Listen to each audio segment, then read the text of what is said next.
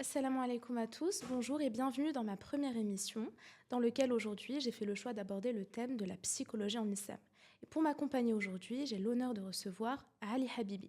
Il est psychologue clinicien, thérapeute de couple et de famille, chercheur en psychologie clinique, psychopathologie et psychologie islamique, conférencier et auteur de 3 ouvrages.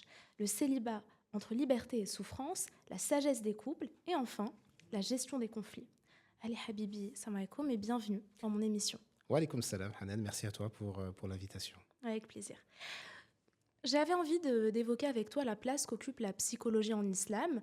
Euh, Quand on s'intéresse à l'étude des sciences humaines, on constate que très souvent, que ce soit dans leurs expériences ou leurs conclusions, que très souvent, c'est le cas des courants principaux de la psychologie n'étudient qu'un seul aspect de l'être humain, sa dimension matérielle.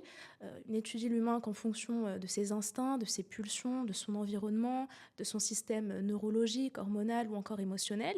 On ne prenne pas en compte l'âme de la personne, ses volontés ou encore ses intentions. On sait qu'au vu du contexte de notre société moderne, où tout ce qui n'est pas démontrable matériellement est volontairement occulté, une société à la vision matérialiste du monde, qui ne répond pas à nos besoins spirituels et qui a mis en tête, dans la tête des hommes qu'on n'était qu'un corps doté d'une raison. Quelle est donc la place qu'occupe la psychologie en islam et quelles sont pour toi les limites de la psychologie moderne ? Ok, bon, c'est un vaste sujet. Je vais essayer de faire le plus synthétique possible et tu n'hésiteras pas à m'interrompre si je suis trop long. Alors, globalement, en islam, contrairement à ce que beaucoup de gens pensent, la psychologie a toute sa place en islam. Elle est complètement intégrée à la spiritualité, à la religion et à toute croyance ou toutes les croyances dans l'islam. C'est la psychologie occidentale qui peut poser problème pour des croyants par rapport à certaines théories, par rapport à certains positionnements ou même à certains cadres de travail. Alors, comme tu l'as bien dit, dans la psychologie, alors, on appelle ça la psychologie moderne, mais pour moi, c'est pas forcément, parce que même dans la psychologie islamique, c'est une psychologie moderne en réalité. Mais dans la psychologie occidentale, on a une approche, dans le meilleur des cas, qui est biopsychosociale. C'est-à-dire, on prend en compte le biologique, le psychologique et le social, l'environnement et toutes les interactions qu'on peut avoir. Et on met de côté tout ce qui est lié à des croyances. Et comme tu as dit, qui n'est pas forcément observable ou vérifiable. Ça vient du fait que pendant longtemps en Occident, comme tu le sais, la foi, l'Église et les sciences, ben, ça faisait pas bon ménage, ils s'entendaient pas très bien et il y a eu une séparation qui a été assez violente. Ce qui fait qu'aujourd'hui, dès que tu parles de religion, les scientifiques, en général, ils se braquent et ils disent en gros, bah, ça n'a pas trop sa place. Alors qu'en islam, on a toujours intégré les sciences, même le côté empirique, c'est-à-dire le fait qu'on va essayer d'observer, de mesurer les choses, de les quantifier et de les analyser, mais en même temps de prendre en compte les révélations, étant donné qu'on est croyant. On croit en la révélation divine, on croit que le Coran, c'est la parole de Dieu, et que le prophète Mohammed, c'est son dernier messager. Et du coup, on part de cette base-là, mais ça ne nous empêche pas, de prendre tout ce qui a été fait avant, ou tout ce qui sera fait après par d'autres scientifiques, de les mettre en corrélation, et puis de chercher à en savoir le plus possible. C'est ce qui a été fait à l'époque, dès le 8e siècle. On a commencé à s'intéresser aux maladies mentales. C'est-à-dire qu'on a commencé à prendre en compte que les troubles que les humains pouvaient avoir ne sont pas que biologiques ou surnaturels, et qu'il y a quelque chose entre les deux qui est le mental. C'est les premiers à avoir fait ça. Donc même si la psychologie, dans vraiment le sens large du terme, ça date de l'Antiquité grecque, la psychologie comme on la connaît aujourd'hui date du fin 18e, début 19e siècle. Oui. Alors que dans la civilisation musulmane, dès le 8e siècle, c'est quelque chose qui a déjà été abordé. Donc elle a toute sa place. Et il n'y a pas d'anti-psychologie en islam, au contraire. On ne peut pas ne pas prendre en compte toutes les dimensions qui caractérisent l'humain. Alors la différence avec la psychologie occidentale, comme je te disais, c'est que l'approche occidentale, c'est biopsychosocial. Là où dans l'islam, on va avoir une approche plus holistique. On prend encore en compte plus d'éléments et on va prendre donc le biologique, le psychologique, le social et on va rajouter le spirituel. Ok. L'an dernier, j'ai lu un livre de Malik Badri, du psychologue soudanais contemporain, rahimahullah, intitulé Méditation contemplative. C'est un livre qui m'avait été conseillé par 2 de mes professeurs en sciences Ok. islamiques. Et dans cet ouvrage, l'auteur s'était donné pour tâche d'évoquer les limites de la psychologie moderne et l'importance du tafakkur comme forme d'adoration. Et surtout, il avait consacré tout un chapitre pour mettre en avant des savants musulmans comme Abu Hamid al-Ghazali, Ibn al-Qayyim al-Jawziyya et al-Balkhi. Ici, on va s'attarder sur le cas d'El-Belkhi, dans le sens où il avait évoqué le fait qu'il a été le premier scientifique à avoir fait une distinction entre la névrose et la psychose, Exact, qu'il a été le premier à avoir classifié la névrose en 4 niveaux, ou exact. encore qu'il a été le premier à avoir distingué la dépression en 3 niveaux, et surtout qu'il les a parfaitement décrits. Pourquoi j'évoque ici le cas d'El-Belkhi sous les écrits de Melik Badri, ou encore, je pense que tu la connais, la psychiatre égyptienne Rania Awad, Oui, oui, qui a fait un article il y a presque 10 ans, qui avait choqué oui. tous les Sur les professeurs troubles de obsessionnels. Stanford, exactement.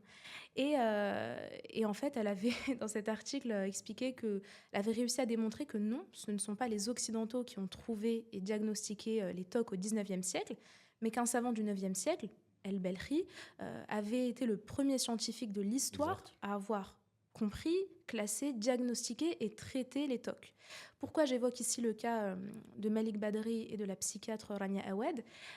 Est-ce que toi, dans ta méthodologie de travail en tant que, machallah, chercheur en psychologie clinique, psychopathologie et en psychologie islamique, est-ce qu'il y a une volonté pour toi de revenir au texte des anciens savants de l'islam, comme l'a fait le docteur Rania Awad quand elle a comparé le livre La nourriture de l'âme d'El-Belkhi au fameux manuel TMS5, enfin Oui, voilà DSM. le manuel de référence Mm. pour vous, les psychologues et les psychiatres.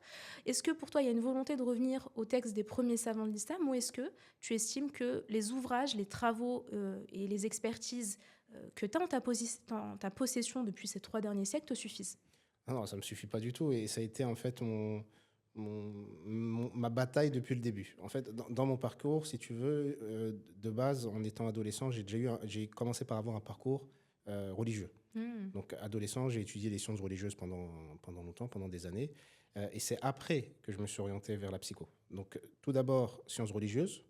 Puis, j'ai enseigné un peu dans certaines mosquées pour les débutants, les quelques sciences religieuses. Puis, j'ai été médiateur par rapport aux problèmes familiaux, de couple que les gens pouvaient rencontrer. J'ai fait ça pendant 7 8 ans. Et c'est à partir de là que j'ai décidé d'en faire mon métier et donc de devenir thérapeute familial.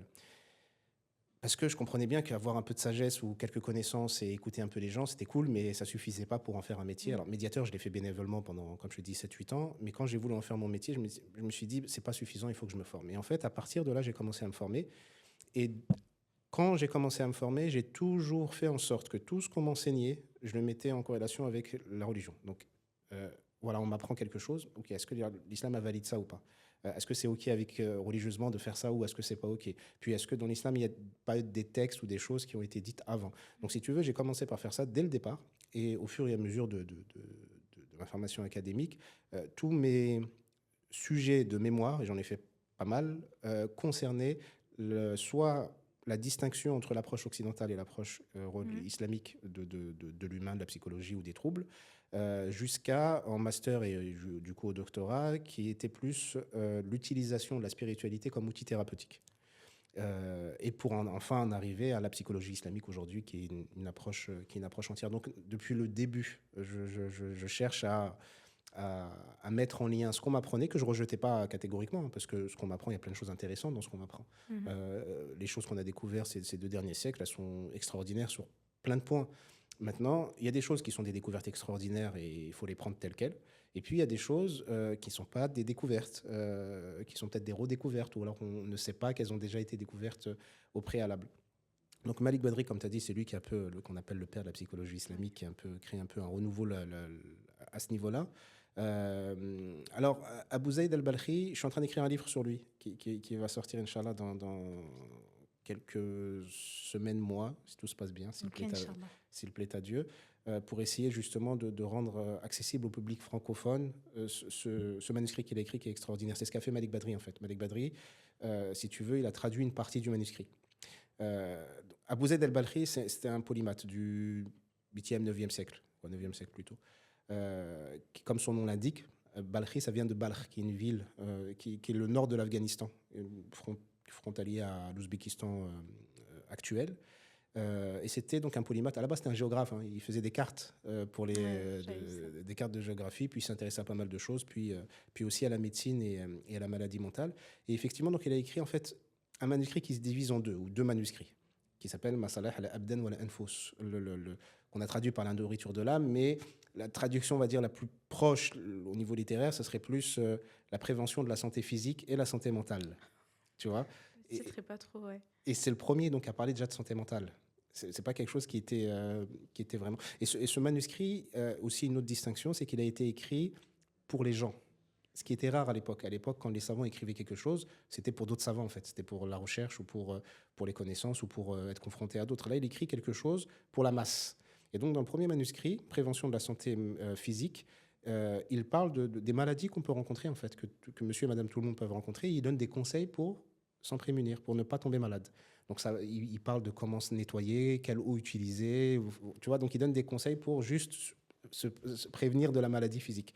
Et le deuxième manuscrit, c'est celui qui nous intéresse, et c'est ça qu'a traduit, c'est celui-ci qu'a traduit Malik Badri, concerne la maladie mentale. Et c'est là où il parle de dépression, c'est là où il parle effectivement des TOC. Et donc quand Malik Badri a traduit ce manuscrit, il en a fait un livre où il partage, et le docteur Rania, elle a été elle est toujours d'ailleurs à la tête du laboratoire de recherche à Stanford, justement, où elle s'intéresse à la psychologie islamique. Euh, et elle avait, alors quand elle raconte ça, c'est assez rigolo, elle avait dans son université un des plus grands spécialistes des troubles obsessionnels compulsifs. Et elle lui dit, mais si je te dis que les symptômes que nous, on va justement essayer de décortiquer chez le patient pour établir un diagnostic qui dit comme quoi il a un TOC, on les retrouve dans un manuel d'un homme du 9e siècle. Et son collègue lui dit, c'est impossible. C'est quelque chose qu'on a découvert que récemment. Et puis elle lui montre le manuscrit d'Abou Zayd al-Balkhi, et là, il est complètement stupéfait. Donc tu vois que c'est quelque chose qui est... Et Abou Zayd al-Balkhi, c'est un phénomène, mais c'est pas le seul. C'est ça aussi qu'il faut entendre. C'est pas un épiphénomène dans l'histoire où il y a un homme qui a écrit un petit truc intéressant qu'on retrouve aujourd'hui. Tu as énormément de médecins qui ont travaillé, comme Avicenne, comme d'autres. Tu as des philosophes qui ont travaillé justement sur la psyché, sur la description de l'humain et éventuellement de ses troubles. Et puis tu as des savants musulmans. Et mes influences personnelles, même si tous ils m'influencent, on va dire un peu, celui qui m'influence le plus, c'est Ibn al-Qayyim Jawziyya. Je savais que tu allais dire ça. Comment tu savais? Dans le livre Malik Badri, déjà de base, c'est Ah, aussi l'un de mes savants préférés. Et il revenait justement sur la notion de Trawat et les Wassawi. C'est ouais. ce qu'il en a fait. J'étais en mode, mais oui, c'est Là, il est exactement incroyable, ça. vraiment. Ouais. Mais c'est pas le seul, hein. Tu prends Abu Hamid al-Ghazali, c'est extraordinaire les travaux qu'il a fait. Et tu as énormément, alors aujourd'hui, il y a pas mal de chercheurs en psychologie islamique. On s'était réunis dernièrement justement à Doha, où on avait été invités lors d'un symposium entre chercheurs pour parler de la mise en place d'un programme académique de formation en psychologie islamique. Et beaucoup d'entre eux sont influencés par Abu Hamid al-Ghazali. Parce qu'il a fait un travail extraordinaire aussi sur la description de l'humain, de l'âme, de tout ce qui a trait à l'humain. Moi, ma sensibilité, elle va plus du côté d'Ibn al-Qayyim. Alors, les deux sont des montagnes, mais on va dire que même si Abu Hamid, j'ai commencé à l'étudier tôt, celui qui m'a le plus touché, c'est Ibn al-Qayyim Jawziyya. Et c'est plus son approche, ou on va dire ses enseignements, que moi je vais utiliser dans mes approches. Ok. Quelle est pour toi la place qu'occupe la ruqya dans les maladies mentales? Alors, comment tu définirais Ruqya déjà? Pour voir de quoi on parle exactement, parce Ok. que c'est pas clair pour tout le monde. Ok. Une personne, on va estimer être atteinte de sorcellerie, de Ok. mauvais œil. Une personne, en fait, dans les foyers, majoritairement des personnes dans les foyers musulmans, c'est pas dans le cas de mon foyer, alhamdoulilah, j'ai des parents qui sont, je sais pas comment, ils viennent du bled et tout, mais ils sont super ouverts et équilibrés, machallah. Et mais de ce que je constate dans les foyers de mon entourage ou sur les réseaux sociaux, leurs familles n'ont jamais pris en considération les maladies mentales et ont toujours associé ça au mal occulte. Et ces personnes, tu sais, depuis même ces dernières années sur les réseaux sociaux, les mecs osent dire que oui, je vais mal, oui, je vais voir un psy maintenant, etc. Même pour les femmes, c'est encore tabou, tu sais, dans les foyers africains ou les foyers d'Asie. Et en fait, j'ai cette impression que maintenant les gens laissent la ruqya et tout ce qui concerne le mal occulte de côté parce qu'on leur a tellement mis ça en avant dans leur jeunesse qu'ils se sont dit « Oh, c'est bon, ça m'a saoulé.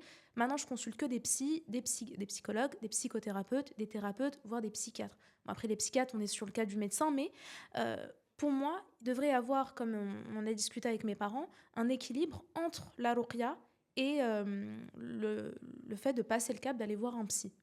Alors, je partage la position de tes parents, du coup. C'est mon père qui va être content. Hein. On lui passe le salam.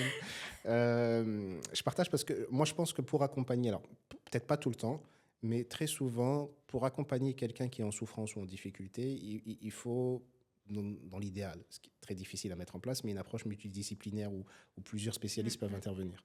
C'est-à-dire que tu as un trouble mental sévère, voire qu'un psychiatre, ça va t'aider, mais c'est pas suffisant. Il faut voir peut-être un psychologue en parallèle. Parce que le psychiatre, il va te donner des traitements pour peut-être te stabiliser par rapport à ton trouble.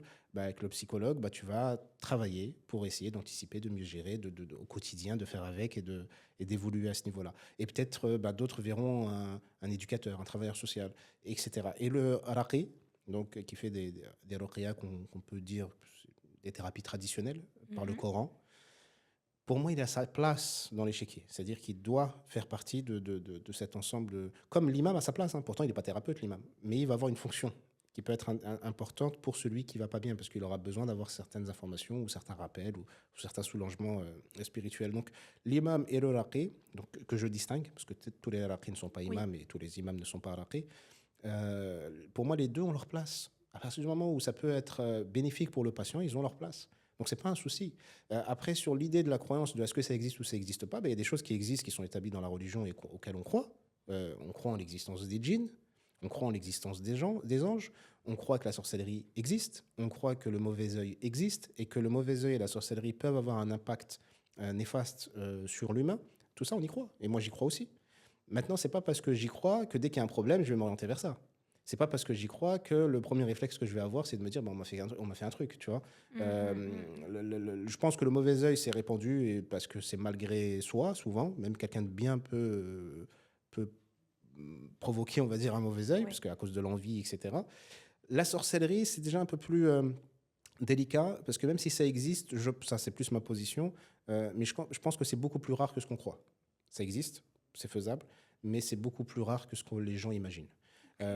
Après la possession, et c'est là où c'est le sujet, on va dire, de divergence actuelle entre les psys et certains machaïrs, euh, c'est est-ce qu'un djinn peut posséder un corps ou pas.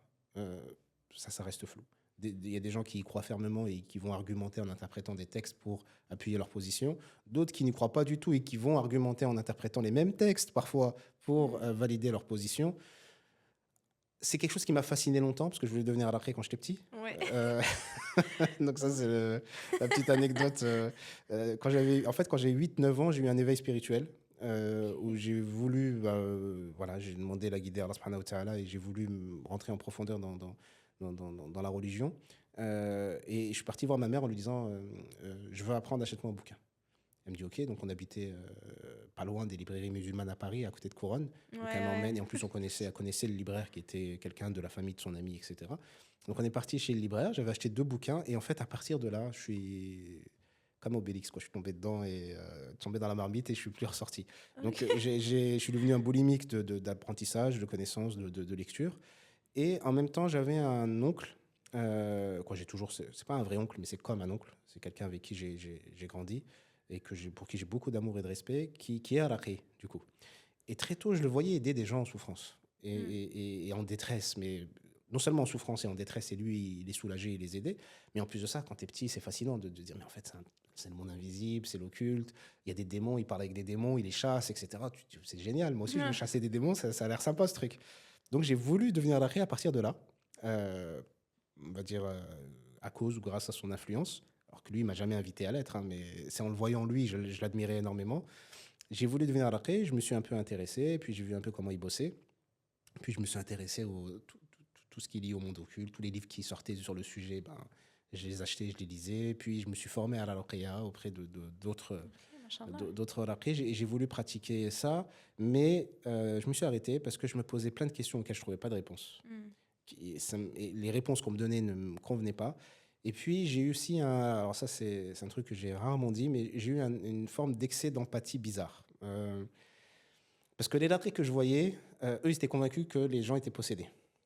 Donc moi, j'étais convaincu au début comme eux. Puis je commençais à me poser des questions en me disant, oui, mais les arguments que vous m'amenez qui prouveraient que la personne est possédée, pour moi, ce n'est pas des preuves. Donc comment on fait? Est-ce qu'il n'y a pas d'autres arguments?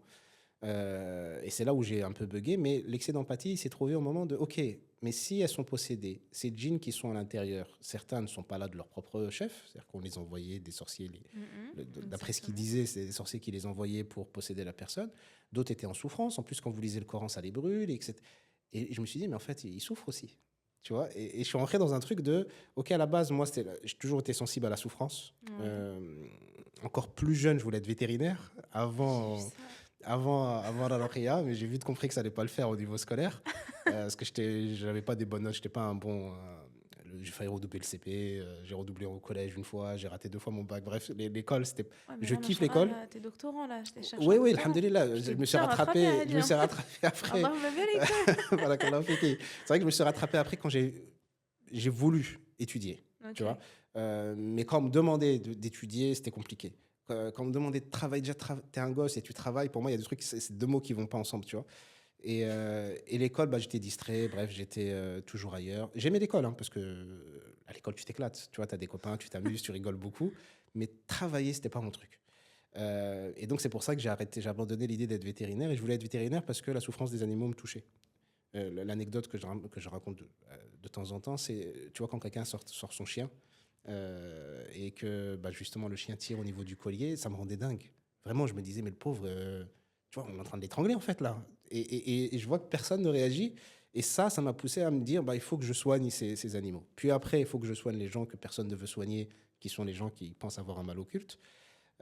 Puis après, je me suis dit, bah, les jeans, bah, ils sont pas bien, ils ont pas l'air bien aussi, il faut peut-être les soigner, ils ont peut-être besoin d'aide. Et là, je me suis dit, bon, on va s'arrêter là, parce que sinon, on va pas s'en Tu sortir. penses à quoi?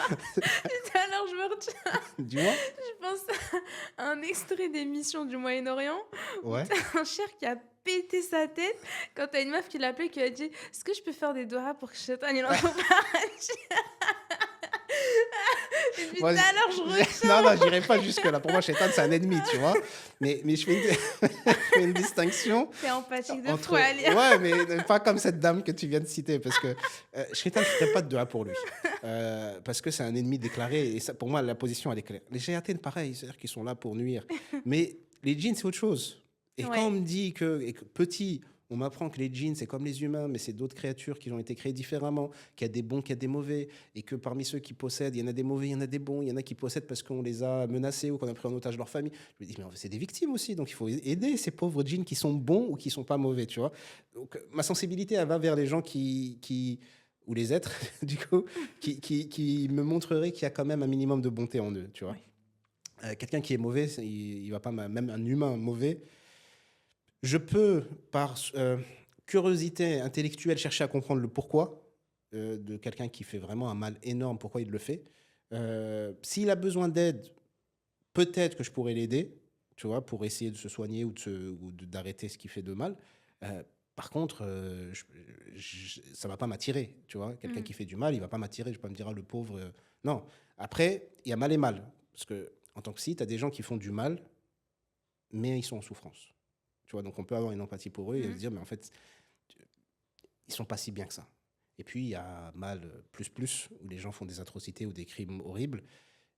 D'un point de vue intellectuel, tu peux dire, oui, mais il y a quelque chose derrière qui peut expliquer, oui, mais il faut faire attention à ne pas tomber dans un truc où on déresponsabilise tout le monde et c'est jamais de la faute des personnes et les gens n'assument pas. Donc, je me suis arrêté oh là là, il faut les aider les jeans. Et après, qui me forment, ils me disent, mais qu'est-ce que tu me racontes? Tu veux être le psy des jeans, c'est ça? Et je dis non, je vais être le psy des gens qui sont pas bien en fait. Et s'ils sont pas bien, pourquoi pas les aider? Toi, tu les brûles et tu les chasses. C'est pas cool en fait, tu vois. Il Et y a des bref. musulmans, tu sais, quand tu fais Ouais, des ouais, râperies, on te dit, il y en a, ils sont bons. c'est Tu sais, ça, bon, exact. après, tu sais, il y a aussi la position des savants qui disent qu'il ne faut pas discuter avec Oui. les djinns. Et ceux qui discutent, il y en a parfois qui, quand tu les écoutes, te font de la peine. Mais moi, parfois, tu sais, je peux éprouver de l'empathie envers eux, etc. Donc, ce point-là, Donc c'était exactement ça. Donc à partir et puis je me posais des questions parce que quand on me dit voilà, euh, les djinns c'est un menteur, mais en même temps tout l'argumentaire en général des raqis sur le monde de l'occulte vient de leur expérience avec les ruqyas. Donc il y a un problème. Tout ce que mm, vous me le dites comme des vérités absolues, mm, mm, mais votre source, elle n'est pas fiable. Et donc, mes questions me posaient problème. Et moi-même, j'ai pris de la distance avec ça. Et c'est après, quand j'ai été médiateur donc, pour des gens un peu en souffrance dans leurs interactions de couple ou de famille, c'est là où j'ai décidé de me former. Donc, thérapie de couple et de famille. Puis sexologie clinique, parce que je me suis dit, voilà, je ne peux pas accompagner les couples si je n'ai pas non plus cette casquette mm. au niveau de l'intimité. Puis addictologie clinique, parce que je me suis dit, voilà, je rencontre quand même pas mal de gens qui ont des problèmes d'addiction, donc il faut que j'ai aussi des billes, des outils, des armes pour essayer d'aider les gens là-dedans. Puis après, psychopatho, donc les troubles mentaux, etc. Puis après, je me suis dit, bon, voilà, tout ça, c'est super, mais autant devenir psychologue directement. Donc après, j'ai continué pardon, pour être psychologue clinicien. J'ai travaillé dans un hôpital psychiatrique aussi, juste après, et après la recherche. Là, je m'étais dit, voilà, il y a des trucs qui m'intéressent. Mon idée d'intégrer l'islam à la psycho ou d'utiliser la psycho dans l'islam et d'utiliser la spiritualité comme outil thérapeutique, je l'ai approfondi encore plus. Dans mon approche, c'est quelque chose que j'utilise beaucoup. Et je me suis juste dit, voilà, il faut que je fasse de la recherche pour essayer de, de, de, de produire des écrits sur le sujet, pour les transmettre et les diffuser, Inch'Allah. En Tu tout cas, c'est ce t'es qu'on souhaite. plus que bien rattrapé par rapport à l'enfant que tu m'as décrit. Allahumma barik, hein. Barakallahu fiki, Et ouais, ouais, franchement, t'es un bon exemple, hein. bah après, moi, j'ai pas de problème de dire que voilà, j'ai eu des échecs où l'école, c'était pas ouf. Mhm. Parce qu'en fait, j'étais feignant et je voulais pas bosser. C'est pas parce que j'ai jamais cru que j'étais bête ou stupide, tu vois. Mhm, mhm. C'est juste que ça m'ennuyait et travailler, faire des devoirs, c'était pas mon truc. Mais je pense que c'est important d'en parler parce que tu as plein de gosses, en fait, qui sont en difficulté scolaire, qu'on va stigmatiser, mettre de côté et leur faire croire que c'est des abrutis finis. Alors que non, c'est juste des gens, voilà, peut-être que le système, il n'est pas si simple que ça pour eux et qui pourraient très bien s'épanouir et être super utiles pour les communautés, quand je dis la communauté Ouais, générale, mondial. dans plein de trucs différents. C'est à eux de trouver leur voie et normalement, pour moi, ça serait aux adultes de les aider à trouver leur voie et de ne pas les stigmatiser. Donc l'idée, le message, c'est vraiment les gens qui sont en difficulté scolaire ou les parents qui nous écoutent, qui ont des gosses en difficulté scolaire, il ne faut pas perdre espoir. Il faut juste essayer de voir qu'est-ce qui pose problème, qu'est-ce qui pourrait aider l'enfant à s'épanouir et être patient, tout simplement. Ok. J'aimerais maintenant qu'on parle d'homosexualité et Ok. de transidentité. On Mm. va déjà, dans un premier lieu, s'intéresser à la question de l'homosexualité. Ici, ma question, c'est pas de savoir quelle est la place de l'homosexualité en islam. Ok. Ici, je voudrais savoir, un peu comme beaucoup de personnes se posent la question de est-ce que l'homosexualité est une maladie? Il y a plusieurs théories qui circulent à ce sujet. Certains considèrent que c'est une maladie, d'autres ont une approche liée à la biologie, d'autres une approche liée à l'hormone, d'autres encore une approche liée à la psychanalyse, comme quoi ça remonterait à des traumas liés à l'enfance. Qu'est-ce que toi t'en penses? Alors, plusieurs choses. Tout d'abord, j'ai des patients qui viennent me voir pour cette problématique. Mhm. Mais les patients que je reçois qui viennent me voir pour cette problématique, c'est des patients qui sont en souffrance, c'est-à-dire qui vont s'identifier comme homosexuels, vont te dire clairement, mais moi je peux pas ne pas être homosexuel ou c'est même pas de ma faute, je l'ai pas choisi. Mhm. Donc c'est comme ça et c'est pas autrement, je le subis ou je le vis ainsi. Et ça m'a invité, alors à force de voir ces personnes-là, ça m'a poussé à prendre du recul sur tout ce qu'on peut imaginer sur la problématique. Parce que dès que tu parles d'homosexualité, ben, tu as forcément des positions. Tu vois, tu as les pros à fond et limite, ils revendiquent, ils mettent ça en avant et il faudrait que tout le monde le soit. Et l'autre, quoi, c'est un extrême. Ah, Et c'est puis, LGBT. par exemple, Dis-le. T'as peur de par la sauce exemple. ou Non, quoi? non, non, pas ça. On va nous mettre Parce dans que la je sauce mets dans pas tous que, les en fait, cas. dans le lot, en fait. Pour moi, Ok. il y a d'autres, c'est un tout. Il y a plein d'autres personnes qui sont pas forcément dans le mouvement LGBT, mais en fait, qui vont être dans la revendication du truc ou dans le fait de pousser à. Et puis, tu as l'autre extrême en mode l'homosexualité, Aoud Billah, c'est un grave péché. Donc, tous ceux qui sont hommes ou femmes, c'est des démons et qu'il faut chasser, brûler ou ils vont là en enfer, etc. Et je me dis, non, en fait, c'est pas comme ça. Les gens, c'est des humains. Ma position sur est-ce que c'est acquis ou est-ce que c'est de l'inné, j'en sais strictement rien. J'essaie vraiment d'avoir la position la plus juste possible en me disant, en fait, je sais pas. Je sais pas si on est homosexuel, est-ce qu'on le devient. Je pense qu'il y a des cas où on le devient. Ok. Mais c'est pas ma position aujourd'hui, c'est il y a des cas où on le devient et il y a des cas où on l'est. Maintenant, est-ce qu'on l'est réellement de base, naturellement, quand on est, ou est-ce qu'il y a quelque chose, on le devient, mais en fait, on n'arrive pas à remonter dans le déclencheur de qu'est-ce qui a fait que la personne le devienne. Dans tous les cas, je me dis, en fait, la problématique, c'est la même. Quelqu'un qui est né homosexuel ou qui devient homosexuel, ça lui pose pas problème, il fait sa vie, bah, c'est pas mon problème et il fait sa vie en fait. Je vais pas Mm. le rencontrer et on va pas travailler ensemble. Pourquoi? Parce qu'il va pas me demander de l'aide, tout simplement. Moi, ceux qui vont m'intéresser, c'est des gens qui sont en souffrance ou en difficulté. Donc, si la personne pense être née homosexuelle ou si la personne pense être devenue homosexuelle, soit par choix, soit à cause d'un trauma ou de quelque chose qui s'est passé qui aurait poussé à, etc., ou à des influences. Bref, quelle que soit la raison, et tu as des gens qui viennent avec ça en disant, moi, je pense pas être né comme ça, mais j'ai subi telle agression, j'ai subi tel trauma, ou dans ma famille c'était comme ça, il y a quelque chose qui m'a poussé à, ou je me révolte, ou il y a un truc il y a un blocage à ce niveau-là, donc je suis parti à ce niveau-là. Quelle que soit la raison, de la même manière que, c'est intéressant que tu aies fait, en plus c'est arrivé juste derrière les jeans, de la même raison que les gens qui viennent me dire je suis possédé ou je suis pas possédé en fait. Pendant Ouais. longtemps, ça m'a intrigué de savoir le vrai. Je veux savoir, je veux comprendre. Et puis aujourd'hui, je suis dans une position où en fait, je sais pas et je m'en fiche. Euh, que, tu, euh, que tu penses que tu sois possédé ou que tu crois pas en la possession, dans les deux cas, ça m'est égal. Le plus important, c'est comment faire pour qu'une personne qui va mal aille mieux. C'est ça qui compte. Qu'elle croit être possédée, ben on fait avec. Qu'elle ne pense pas être possédée, on fait avec. Quelqu'un qui pense être né homosexuel, on fait avec. Quelqu'un qui pense être devenu homosexuel, on fait avec. C'est qu'est-ce qui te pose problème aujourd'hui, qu'est-ce qui te met en difficulté, qu'est-ce qui te fait souffrir, et comment on peut, ensemble, essayer de travailler pour que tu puisses aller mieux. Et pour les croyants, qui sont homosexuels et qui sont en souffrance dans l'homosexualité, mais en même temps qui ne peuvent pas faire autrement. C'est ça qu'il faut entendre. Parce que quelqu'un qui est hétéro, il va dire, mais c'est simple, t'es croyant, ben, t'arrêtes, t'es un mec, t'arrêtes de voir des mecs, t'es une fille, t'arrêtes de voir des filles, et tu vas te marier avec quelqu'un du sexe opposé. Mais c'est pas si simple. C'est pas si simple. Parce que ce qu'il faut comprendre, c'est que l'aversion qu'un hétéro peut avoir pour quelqu'un du même sexe d'un point de vue intime, ça peut être la même que pour un homosexuel pour le sexe opposé. Tu vois, je me rappelle de patients hommes homosexuels qui me disent, mais moi, voir une femme toute nue, ça me dégoûte au plus haut point. Tu vas Ouais, dire, bah, ouais. marie-toi avec une femme et fais des enfants. Elle va dire, bah, je peux pas en fait. C'est une torture pour moi que d'aller contre ma nature. Donc ils vont penser que c'est quelque chose qui est complètement inné en eux ou qui est devenu complètement inné en eux. Mais s'ils sont en souffrance et qu'ils sont dans ce truc de je sais que c'est haram de passer à l'acte Ouais, c'est ça. et de vivre cette vie-là, mais en même temps c'est quelque chose qui est fort en moi et que j'en ai envie, etc. Ben, en fait, l'idée c'est de l'accompagner dans la résistance. Ok, donc toi, tes valeurs, ta croyance, elle est importante pour toi et plus importante que tout le reste. Et c'est ça qui va structurer ta vie, mais tu es en souffrance en même temps parce que ce que tu aimerais faire physiquement, ça te pose problème moralement. Dans ce cas-là, bah, en fait, tu as envie de résister. Oui, mais j'ai du mal à résister. Bah, je vais juste t'aider, t'accompagner dans ta résistance. Donc en te disant, OK, je sais que ça c'est haram, comme n'importe quelle personne, comme un hétéro sait que aller voir une femme hors mariage, c'est haram aussi. Tu vois, Totalement. tu as ce truc-là de les homosexuels, c'est grave, mais moi je suis parti voir des filles, etc. Non, frérot, les deux sont graves, parce que les deux sont Totalement. des actes sexuels hors mariage. En fait, en islam, c'est l'acte sexuel hors mariage.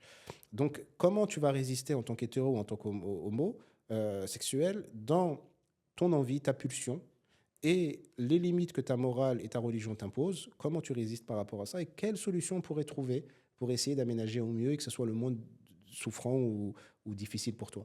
Et l'idée de l'accompagnement, il se pose plus là. Donc, inné, pas inné, moi, ça m'est égal.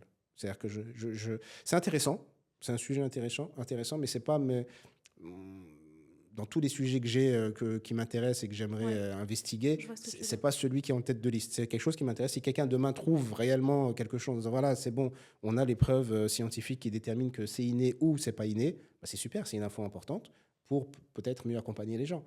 Mais c'est pas moi qui vais faire cette recherche parce que je suis déjà occupé sur pas mal d'autres sujets. Mais je pense qu'il faut juste essayer de pas tomber dans le jugement, dans le rejet. Totalement, je suis Euh, totalement d'accord. C'est-à-dire que, Ça doit être une épreuve. À chaque fois, je c'est me dis ça, subhanallah. c'est pas simple. Hein. C'est au moment d'être C'est pas simple. empathique et bienveillant envers eux. C'est pas simple du tout. Tu sais, j'ai eu des patients qui te disent, pendant l'acte ou même après l'acte, ils sont en sanglots, parfois même pendant. Tu vois, c'est-à-dire qu'ils sont pas. Alors, un non-musulman te dira oui, c'est leur surmoi, c'est le côté moral qui prend le dessus, donc c'est à cause du religieux qu'ils sont pas bien, etc. Maintenant, tu prends quelqu'un qui n'est pas croyant, il peut aussi être en difficulté dans quelque chose qu'il n'a pas envie de faire, mais qu'il ne peut pas s'empêcher de le faire. De la même manière, parce qu'on parle des homosexuels, mais tu prends le même cas chez des gens qui ne sont pas homosexuels et qui sont hétéros. euh, il y a des hommes ou des femmes qui te disent moi les femmes je peux pas faire sans, je suis obligé d'aller voir n'importe quelle fille, etc. Mm. Et je sais que c'est pas bien, je sais que c'est pas correct, même au-delà du religieux. Donc religieusement c'est pas permis, mais même au-delà du religieux, ben c'est pas forcément cool ou respectueux vis-à-vis du sexe opposé, mais je peux pas m'empêcher d'eux. Et ils sont dans cette forme de dichotomie entre ce que j'ai envie, ce que j'aimerais, ce que ma pulsion ou mon désir me pousse à, et ce que ma morale et mon intellect et ma raison me dit que. Et ça renvoie à ce que moi j'estime être le combat de chaque humain, qui est ben, la résistance et la recherche de l'équilibre entre tous les désirs qu'on peut avoir et les pulsions qu'on peut avoir, et ce qui est le mieux à faire et le plus juste à faire. C'est pas parce que c'est un désir ou une pulsion que c'est bon. Oui. Tu vois, donc l'idée, c'est juste d'être dans la résistance, de ne pas être dans le jugement, de ne pas être dans le rejet de ces personnes-là. Au contraire, c'est d'accueillir. Alors, on n'est pas, nous, dans la revendication du truc en disant c'est cool, c'est bien, allez-y, Oui, c'est oui, oui. génial. Comme ce qu'on peut voir aujourd'hui dans toutes les séries, etc., où tu as cette banalisation et ces revendications qui religieusement posent problème. mais on n'est pas non plus dans l'autre extrême qui est de le rejet, la condamnation et l'humiliation. Pas du tout. On est dans le respect, dans l'acceptation. Et ceux qui sont pas bien, il faut voir comment on peut les aider. Et ceux qui ne sont pas bien, donc qui se sentent bien, ben, en fait, c'est leur vie, on leur souhaite le bien, même si on va considérer que c'est un mal qu'ils font ou c'est un péché. De la même manière qu'un hétéro excuse-moi du terme, mais qui est dans la fornication régulière, ben, je vais lui souhaiter le bien. Pas dans le mal qu'il fait, mais dans le fait qu'il puisse s'en libérer un jour et qu'il puisse, même si lui va te dire, moi, j'ai pas de mal, je me sens très bien, je suis très heureux dans ma vie. Soit, si tu es très heureux dans ta vie, c'est ta vie. Moi, ça me regarde pas, en fait. Je te souhaite juste d'être épanoui dans ta vie. Après, moi, je vais estimer que l'épanouissement, il va passer par autre chose, mais je vais pas l'imposer, tout simplement. Ok. L'an dernier, j'ai lu un article qui vient du média Le Point, un article Ok. qui a été publié l'an passé, le 17 février 2023, dans lequel il y a été démontré qu'il y a un lien entre l'autisme ou le TDAH et cette impression de souffrir d'une dysphorie de genre. Et que ce qui est interprété et traité comme de la transidentité serait en réalité dû à un mal-être, à une difficulté à se définir chez les personnes autistes, surtout durant l'enfance et l'adolescence. Qu'est-ce que tu en penses? J'en sais strictement rien. Pour tout te dire, tout le côté transgenre, c'est pas du tout ma spécialité ni mon domaine, même si ça a pu m'intéresser un peu parce que c'est d'actualité Ouais. et c'est quelque chose qu'on voit, mais j'ai pas suffisamment investigué pour t'amener des arguments suffisamment solides scientifiquement pour avoir déjà une position ou Ouais, te positionnerais, voilà, c'est vrai, si tu pour la as... défendre. Euh, qui est une recherche identitaire, ça oui, c'est quelque chose je suis d'accord et qu'on savait déjà depuis longtemps. Euh, Maintenant, le lien qu'ils font entre le TDAH, l'autisme, ça me paraît alors parce que c'est des raccourcis quoi. Pour certains, ça peut être perçu comme des raccourcis dangereux. Euh, tous les autistes, pardon, ou toutes les personnes souffrant de troubles de TDAH n'ont pas de problématique Oui. de genre. Et c'est quelque chose de très moderne, de très actuel, même si on veut nous faire croire que ça a toujours existé. Non, ça a toujours existé, oui, de manière minoritaire, mais que ça soit aussi répandu et qu'on en parle autant, peut-être que c'est pas si répandu que ça, mais le fait qu'on en parle autant nous fait croire, nous donne l'impression que c'est si répandu. Et puis toute la politique qu'il y a derrière. C'est-à-dire que euh, aujourd'hui, tu prends une personne qui n'a pas de mutuelle, qui veut se refaire la mâchoire ou des dents parce qu'il n'a plus de dents et que ne serait-ce que pour mâcher et manger, il faut qu'il aille se refaire des dents. Ça va lui coûter des milliers d'euros, on va lui rembourser quelques centaines d'euros. Tu prends un gosse de 9 ans, de 10 ans, de 15 ans qui veut changer de sexe, ça coûte 30 000 euros, on va tout lui prendre en charge. Tu vois, donc là, il y a aussi, il ne faut pas être dupe, c'est-à-dire qu'il y a quand même un positionnement politique derrière qui en dit long sur ce qui est recherché, sur le fait que on en parle énormément et on pousse les gens à aller dans une direction qui est pas force, qui me paraît pas bonne, qui me paraît pas saine et qui va avoir des conséquences qui vont pas être agréables du tout, ni pour les parents, ni pour les jeunes eux-mêmes qui sont en train de changer de sexe, parce que on le voit de plus en plus, ceux qui ont commencé à changer de sexe, par exemple, très tôt, qui regrettent 10 ans après et qui veulent revenir en arrière, mais les chirurgiens leur disent ok, mais c'est possible, mais en même temps c'est compliqué. Et ça a des conséquences psychiques terribles pour le gosse. Ça a des conséquences relationnelles terribles pour la famille et ça aura des conséquences auprès de la société. Donc, pour moi, ça me questionne. C'est-à-dire de me dire qu'on invite les gens à le faire et que c'est complètement remboursé, alors qu'il y a d'autres problèmes de santé Voilà. bien plus importants, bien plus graves, bien plus urgents, qui ne sont pas remboursés ou pas entièrement remboursés, ou alors on ne facilite pas l'accès aux soins pour des choses qui touchent déjà plus de gens et qui sont parfois vitaux et qui ne sont pas quand même pris en charge.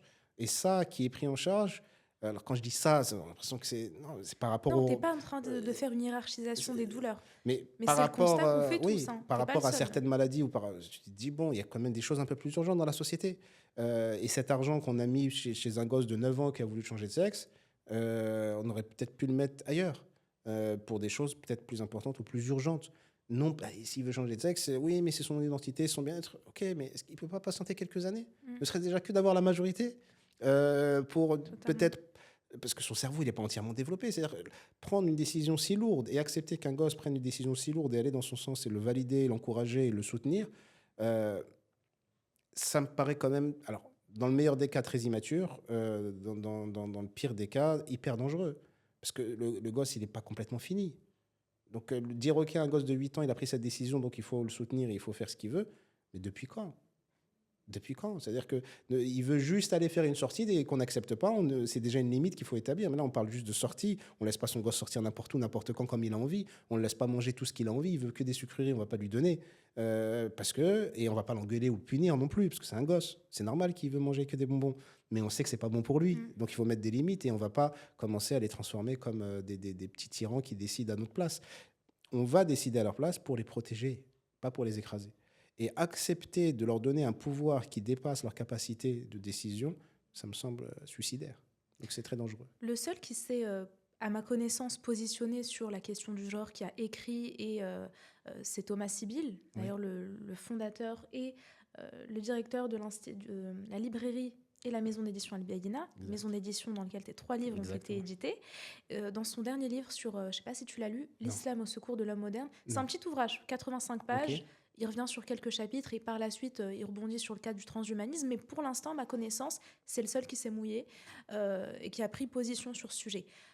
Totalement d'accord avec ton raisonnement. Justement, c'était ma question en tant que pro. Mais du coup, tu as répondu en tant que professionnel. Est-ce que tu vois une forme de danger? Oui, pourquoi totalement. Je te dis ça? Parce que c'est hyper dangereux. Dans cet article, c'est un article qui a été signé par plusieurs psychologues, psychiatres, pédopsychiatres et psychothérapeutes. Et en fait, c'est des personnes qui ont, en tant que professionnels de santé, qui ont le devoir d'alerter la population d'un danger, qui ont à plusieurs reprises tiré la sonnette d'alarme en disant une nouvelle fois, en fait, eux, c'est pas nécessairement des personnes qui sont contre la transition.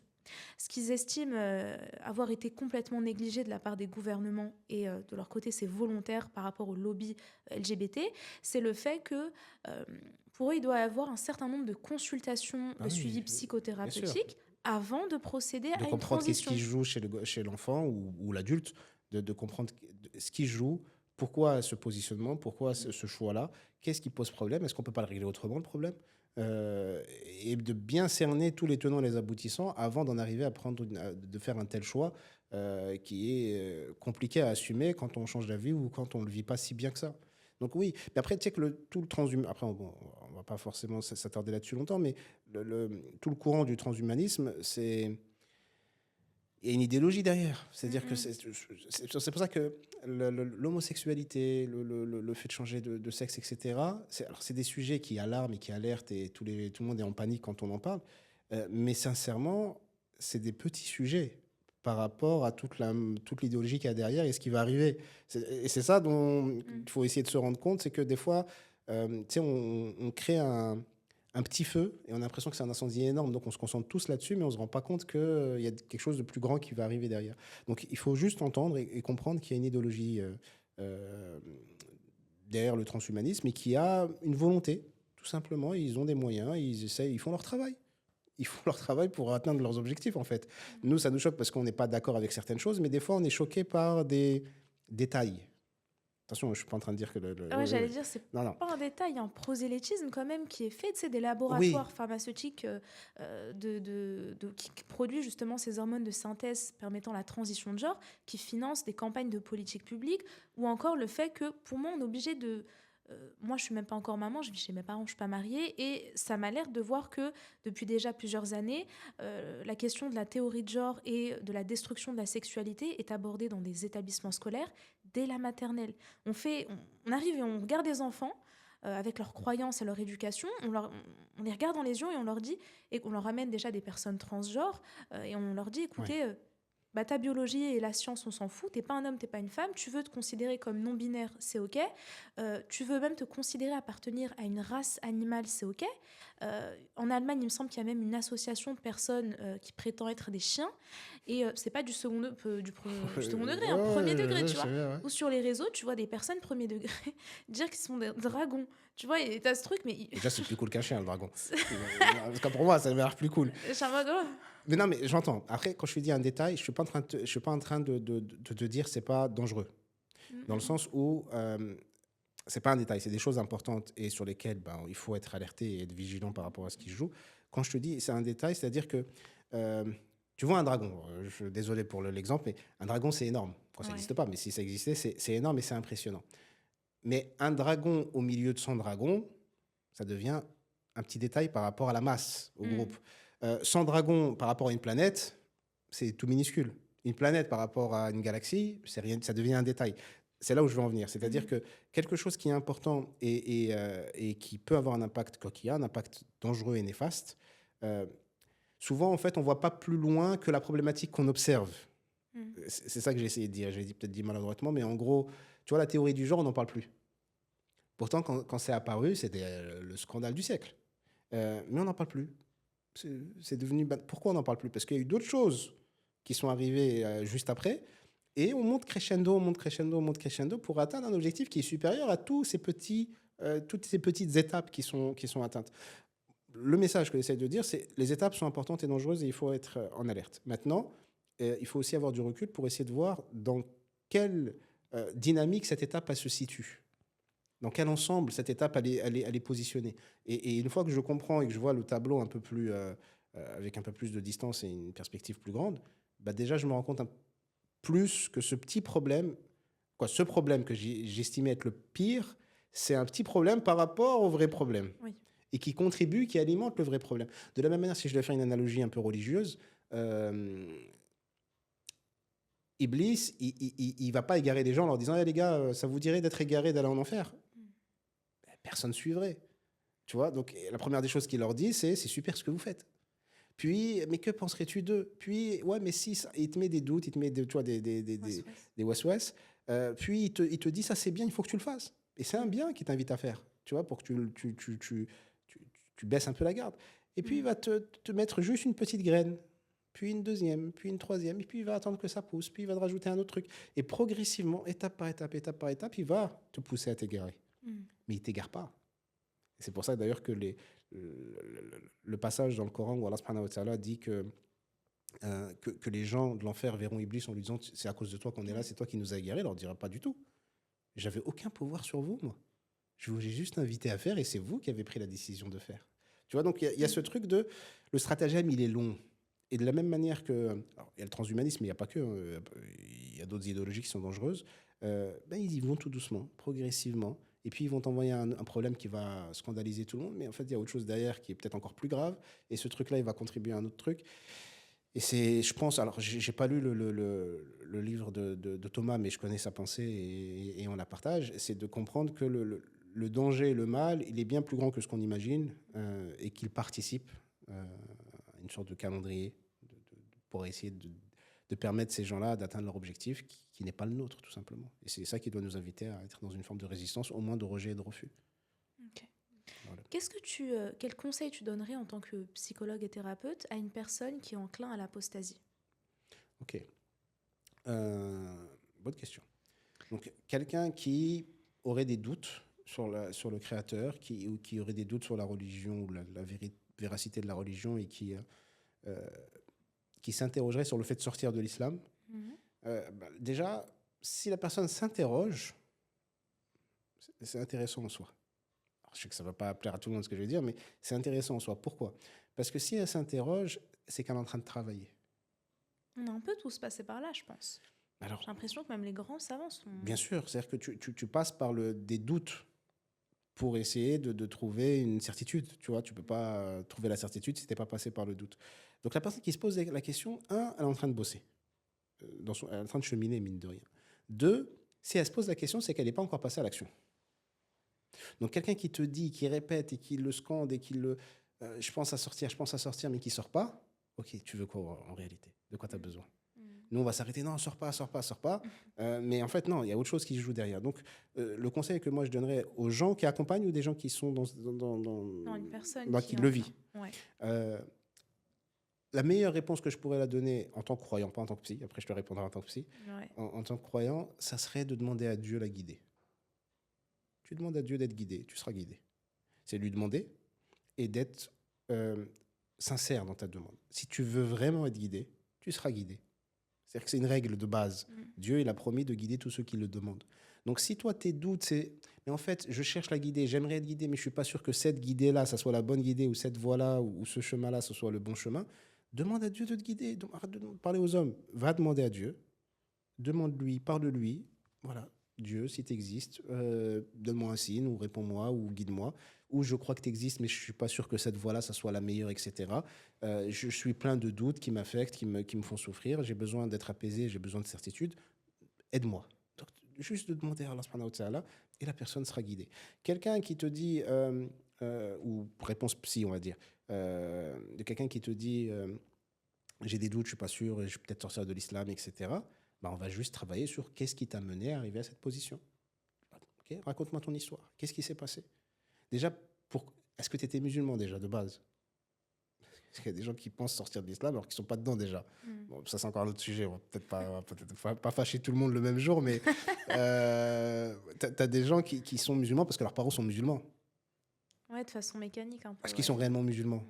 Est-ce qu'ils sont vraiment dans une attestation de foi? Est-ce qu'ils sont vraiment dans un engagement de soumission, de servitude auprès du Créateur? Pas sûr, tu vois. Et c'est pour ça que des fois, quand tu leur dis c'est quoi l'islam, ils ne savent pas répondre, ou quelle est ta position dans l'islam, ils ne savent pas répondre, ou au niveau de leur pratique, c'est le néant, etc. Et puis, donc, c'est pas tout le monde, hein, mais donc, Oui, tu as des t'es gens comme ça. qui pensent sortir de quelque chose dans lequel ils ne sont pas déjà à la base.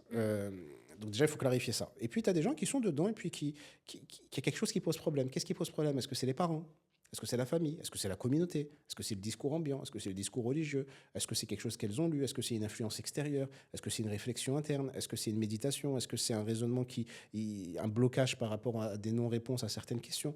Donc, on va essayer d'identifier qu'est-ce qui pose réellement problème, de prendre le temps. Tu as des doutes, c'est pas un problème en fait. Tu veux sortir de l'islam, c'est pas un problème. Mais on va prendre le temps. Vu que c'est quelque chose qui t'inquiète et que tu en parles et que tu vois que c'est quand même lourd et que c'est une décision qui a des conséquences, etc., mais écoute, ta position, elle n'est pas problématique, on va l'accueillir. Maintenant, on va prendre le temps de réfléchir. Qu'est-ce qui t'a amené à avoir cette position? Qu'est-ce qui peut expliquer tout le processus qui t'a amené à ce que tu es en train de vivre ou ce que tu ressens aujourd'hui? Et on va essayer de décortiquer les choses une par une et on prendra le temps. Et puis, in fine, qu'est-ce que tu veux réellement? Si tu as peur de sortir, ou tu penses sortir, ou tu veux sortir, mais qu'au fond, tu veux être guidé, c'est très différent de quelqu'un qui dit non, mais moi, en fait, j'ai pas envie d'être guidé. Tu vois, c'est deux positions Ouais. différentes. Quelqu'un qui dit moi, je veux être guidé, mais je suis pas sûr, etc., pas de problème, demande à Dieu, et puis on va essayer de décortiquer la fonction de chaque chose. Quelqu'un qui dit moi, laissez-moi tranquille, j'ai envie de faire en fait, fais ta vie. Hein, c'est pas. J'ai même pas de conseil à te donner, je veux pas décider pour toi. Si c'est quelque chose que tu veux, c'est pas parce que j'estime que c'est faux et que c'est un égarement ou que c'est pas la bonne voie que je vais venir te casser la tête ou t'emprisonner ou t'empêcher d'eux. C'est peut-être le chemin que tu dois prendre pour mieux revenir peut-être par la suite. Peut-être que en fait, ce chemin que tu es en train de prendre, il va t'aider à venir dans le vrai chemin et qu'à la fin, tu seras peut-être mieux guidé que beaucoup de gens qui pensent être guidés. Je te pose cette question parce que j'ai eu une abonnée il y a 2-3 jours qui m'a DM en me disant écoute, est-ce que tu aurais un livre à conseiller, à me conseiller pour l'offrir à un proche qui traverse un niveau de foi extrêmement bas et qui du coup est à ça de s'apostasier. Et moi, ma réponse, ça a été de lui dire que, à titre personnel, j'estime qu'on n'est plus au stade de l'intellectuel, mais au stade de l'émotionnel. Et que pour moi, offrir un livre où on parlerait de la baisse de foi ou de la science, tu sais, comme quoi la Terre a été faite par Allah et qu'il y a une puissance derrière, c'est pas la solution. Et que pour moi, en fait, à ce moment-là, elle devait être dans une position d'écoute, d'empathie, de bienveillance, de douceur et surtout d'installer une atmosphère où la personne ne se sentira pas jugée. Et j'avais une autre personne qui une fois m'avait dit qu'elle avait conseillé le livre La délivrance de l'erreur d'El-Ghazali. Et j'étais en mode pitié, pas ça. Pas ça, je l'ai lu, c'est pas, pour moi c'est tranchant, c'est 50-50. Soit la personne elle se dit ok, je quitte l'islam, c'est bon, c'est officiel. Ouais. Soit non, pour moi c'est pas la délivrance d'erreur. Avec tous les livres d'Al-Ghazali, celui-là. Ben, en fait, ce que je pourrais dire par rapport à ça, c'est que c'est du cas par cas. Ouais. C'est-à-dire que tu as des gens, comme tu as dit, c'est plutôt émotionnel, ils ont besoin plus d'écoute, d'empathie, ils ont besoin d'humanité, tout simplement. Ok. Tu as des gens, ils ont besoin de preuves scientifiques. Tu en as d'autres qui ont besoin d'être connectés à Allah. Tu en as d'autres, ils ont besoin qu'on leur fasse un rappel ou qu'on les booste. Tu en as d'autres qui ont besoin juste d'une compagnie qui les accompagne. Tu en as d'autres qui ont besoin d'arrêter, de regarder ou d'écouter ce qui peut les influencer négativement à penser ça. Et en fait, ça les trouble plus qu'autre chose. Donc, cas par cas. Ça, c'est la première des choses. Deuxième chose par rapport à ce que tu dis, effectivement, tu vois, les livres religieux ou même le Coran. Le Coran, il est fait de plein de versets. Plein de sourates, plein de versets, ok. En tant que musulman, tu dis, bah, le Coran, c'est pur, c'est bon, et tout est bon à prendre, etc. Ok. Mais c'est comme si, je fais une analogie qui n'est pas ouf, mais imaginons quelqu'un qui est malade, qui vient te voir, qui te dit, voilà, je suis malade, donne-moi un médicament. Toi, tu as une grande boîte à médicaments, où tu as plein de médicaments dedans, et tu prends au pif un médoc et tu le donnes à la personne. Bah, c'est comme tu as dit, c'est qui tout double. Soit va mieux, soit tu vas la tuer. C'est pas le médicament le problème. C'est le diagnostic qui a été mal fait, et donc le médicament que tu vas donner, c'est pas le bon en fait. Et donc au niveau de la religion, c'est la même chose. Conseiller un livre, tu as parlé d'Abu Hamid, mais moi j'aime bien, comme je te disais, Ibn al-Qayyim, il y a des livres d'Ibn al-Qayyim qu'il ne faut pas conseiller aux gens. Pourquoi? Parce que ça va plus les perturber qu'autre chose. Pas parce qu'il est perturbant lui, non. C'est parce qu'ils ne sont pas prêts, tout simplement, et qu'on y va doucement. Quelqu'un même, je prends l'exemple inverse, quelqu'un qui rentre dans la religion, avec un engouement extraordinaire, une passion, une envie, un désir qui a pas de limite. J'ai soif, donne-moi. Ok, bah tiens, je vais te donner Madal Shalikin, les sentiers des itinérants Ouais. d'Ibn al-Qayyim. Mais la personne, elle va pas y arriver. Parce que c'est trop lourd. C'est trop technique, c'est trop subtil. Elle n'a pas les moyens d'apprécier le livre entièrement. Ou d'autres bouquins qui peuvent, comme tu as dit, avoir cet effet inverse auprès des gens. Donc, cas par cas, il faut pas avoir de réponse générique, tu vois, ou général pour tout le monde. C'est ok, c'est quoi ton problème à toi? Pourquoi tu te poses ces questions? C'est quoi tes doutes, d'où ils viennent? Et puis de voir la sensibilité de la personne. C'est quelqu'un qui kiffe, qui est scientifique, qui kiffe les sciences, bah, peut-être que les sciences ça va l'aider, peut-être pas. Quelqu'un qui est plus intellectuel, bah, ça va peut-être être tout le débat philosophique qui va l'aider. Quelqu'un qui est plus dans l'affect ou dans l'émotion, bah, dans ce cas-là, comme tu as dit, bah, c'est juste de la présence, de l'écoute et de la bienveillance. D'autres, ça va juste être un conseil, comme je disais tout à l'heure. Demande à Dieu. Pourquoi tu te casses la tête avec les humains? Demande à Dieu. Non, les humains, j'en ai marre, ils me fatiguent. Bah, parce que tu leur donnes trop d'importance. Tu vois, si tu laissais les humains à leur place, ils te fatigueraient moins. Mais tu les mets à leur place avec tout le respect qu'on a pour les humains, dont on fait partie quand même. C'est juste ta connexion avec Allah subhanahu wa ta'ala. Les humains, ils peuvent t'aider ou pas. Ou alors, tu en as d'autres, c'est parce qu'en en fait, ils sont en train de multiplier des péchés. Ils ne s'habituent plus à faire des bonnes actions, ils s'habituent à faire plein de péchés. Forcément, leur foi va baisser. Une fois qu'elle baisse, comme je te disais tout à l'heure, le piège d'Iblis, progressivement, tu vois, il va t'emmener à un truc bien, pour t'emmener à un truc bien, pour t'emmener à un truc un peu moins bien, pour t'emmener à un truc qui est acceptable, pour t'emmener à un petit problème, un petit péché qui est pas méchant, pour le multiplier, puis t'emmener à un gros péché, puis le multiplier, puis t'en amener à un d'autre, etc.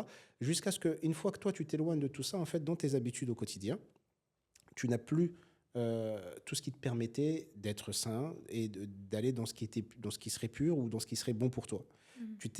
Tu vois, comme dans le hadith où le prophète sallam dit que les tentations ou les fitnen se présentent au cœur empan par empan. Tu vois, quand on tisse une nappe, on fait empan par empan, tu vois.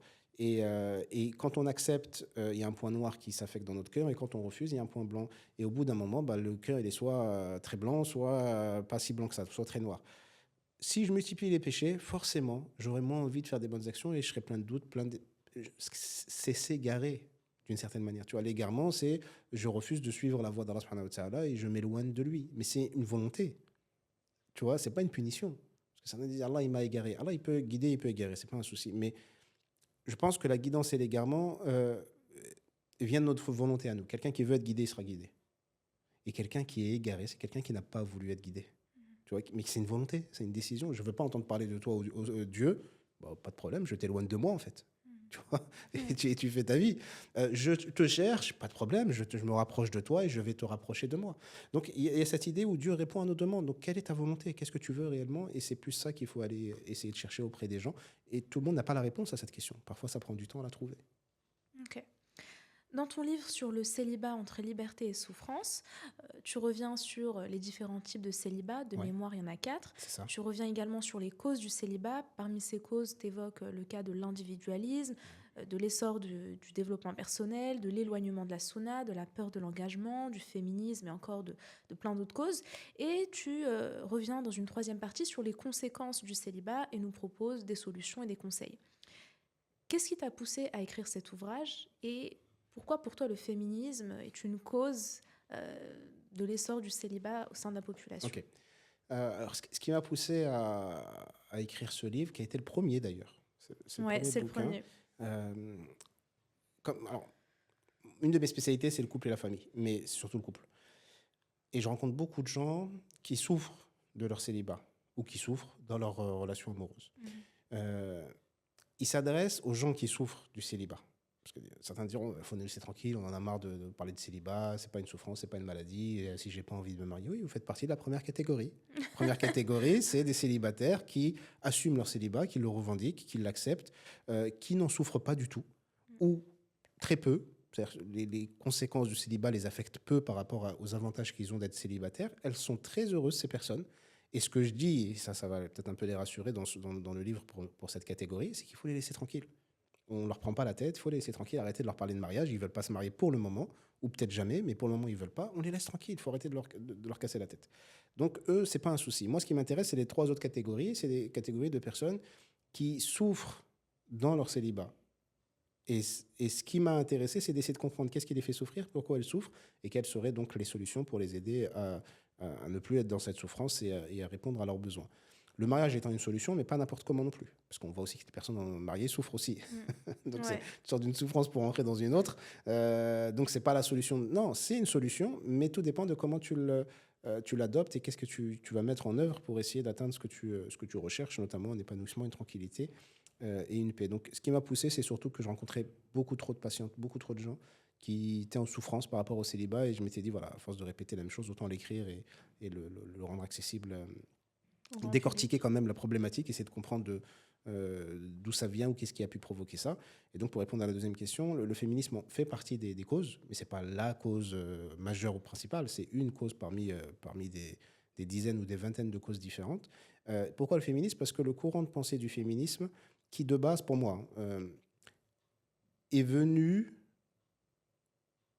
pour répondre à une injustice. C'est-à-dire que parce que souvent les gens crachent sur le féminisme en disant voilà, le féminisme c'est une catastrophe, c'est dangereux, etc. Ou c'est une abomination. Non. Le féminisme c'est une réponse à une abomination qui s'est peut-être transformée en chose mauvaise pour nous sur certains points. Mais à la base, c'est une réponse à quelque chose qui n'allait pas. La chose qui n'allait pas, c'est pas le patriarcat. La chose qui n'allait pas, c'est les injustices, des différences qu'il y avait entre les hommes et les femmes. C'est la domination écrasante, voire la tyrannie des hommes envers les femmes. C'est le fait d'utiliser la femme comme un objet et de la servir. C'est ça qui pose problème. Et l'islam te dit, ça, c'est pas correct. On n'a pas à faire ça. La femme, on lui doit le respect. Elle a une place importante. Elle a des droits importants. Elle est aussi importante que les hommes auprès d'Allah subhanahu wa ta'ala. On va juste peut-être avoir quelques tâches qui vont être différentes et d'autres tâches qui vont être communes. Elle est en capacité et en droit de faire plein de choses que les hommes font sans aucun problème. Donc l'islam va amener de l'équilibre et de la justice. Le problème, c'est que les gens ne vont pas forcément respecter, même quand l'islam t'invoque et te demande de suivre le truc, on voit qu'il y a plein de musulmans qui sont complètement à côté de la plaque par rapport à ça.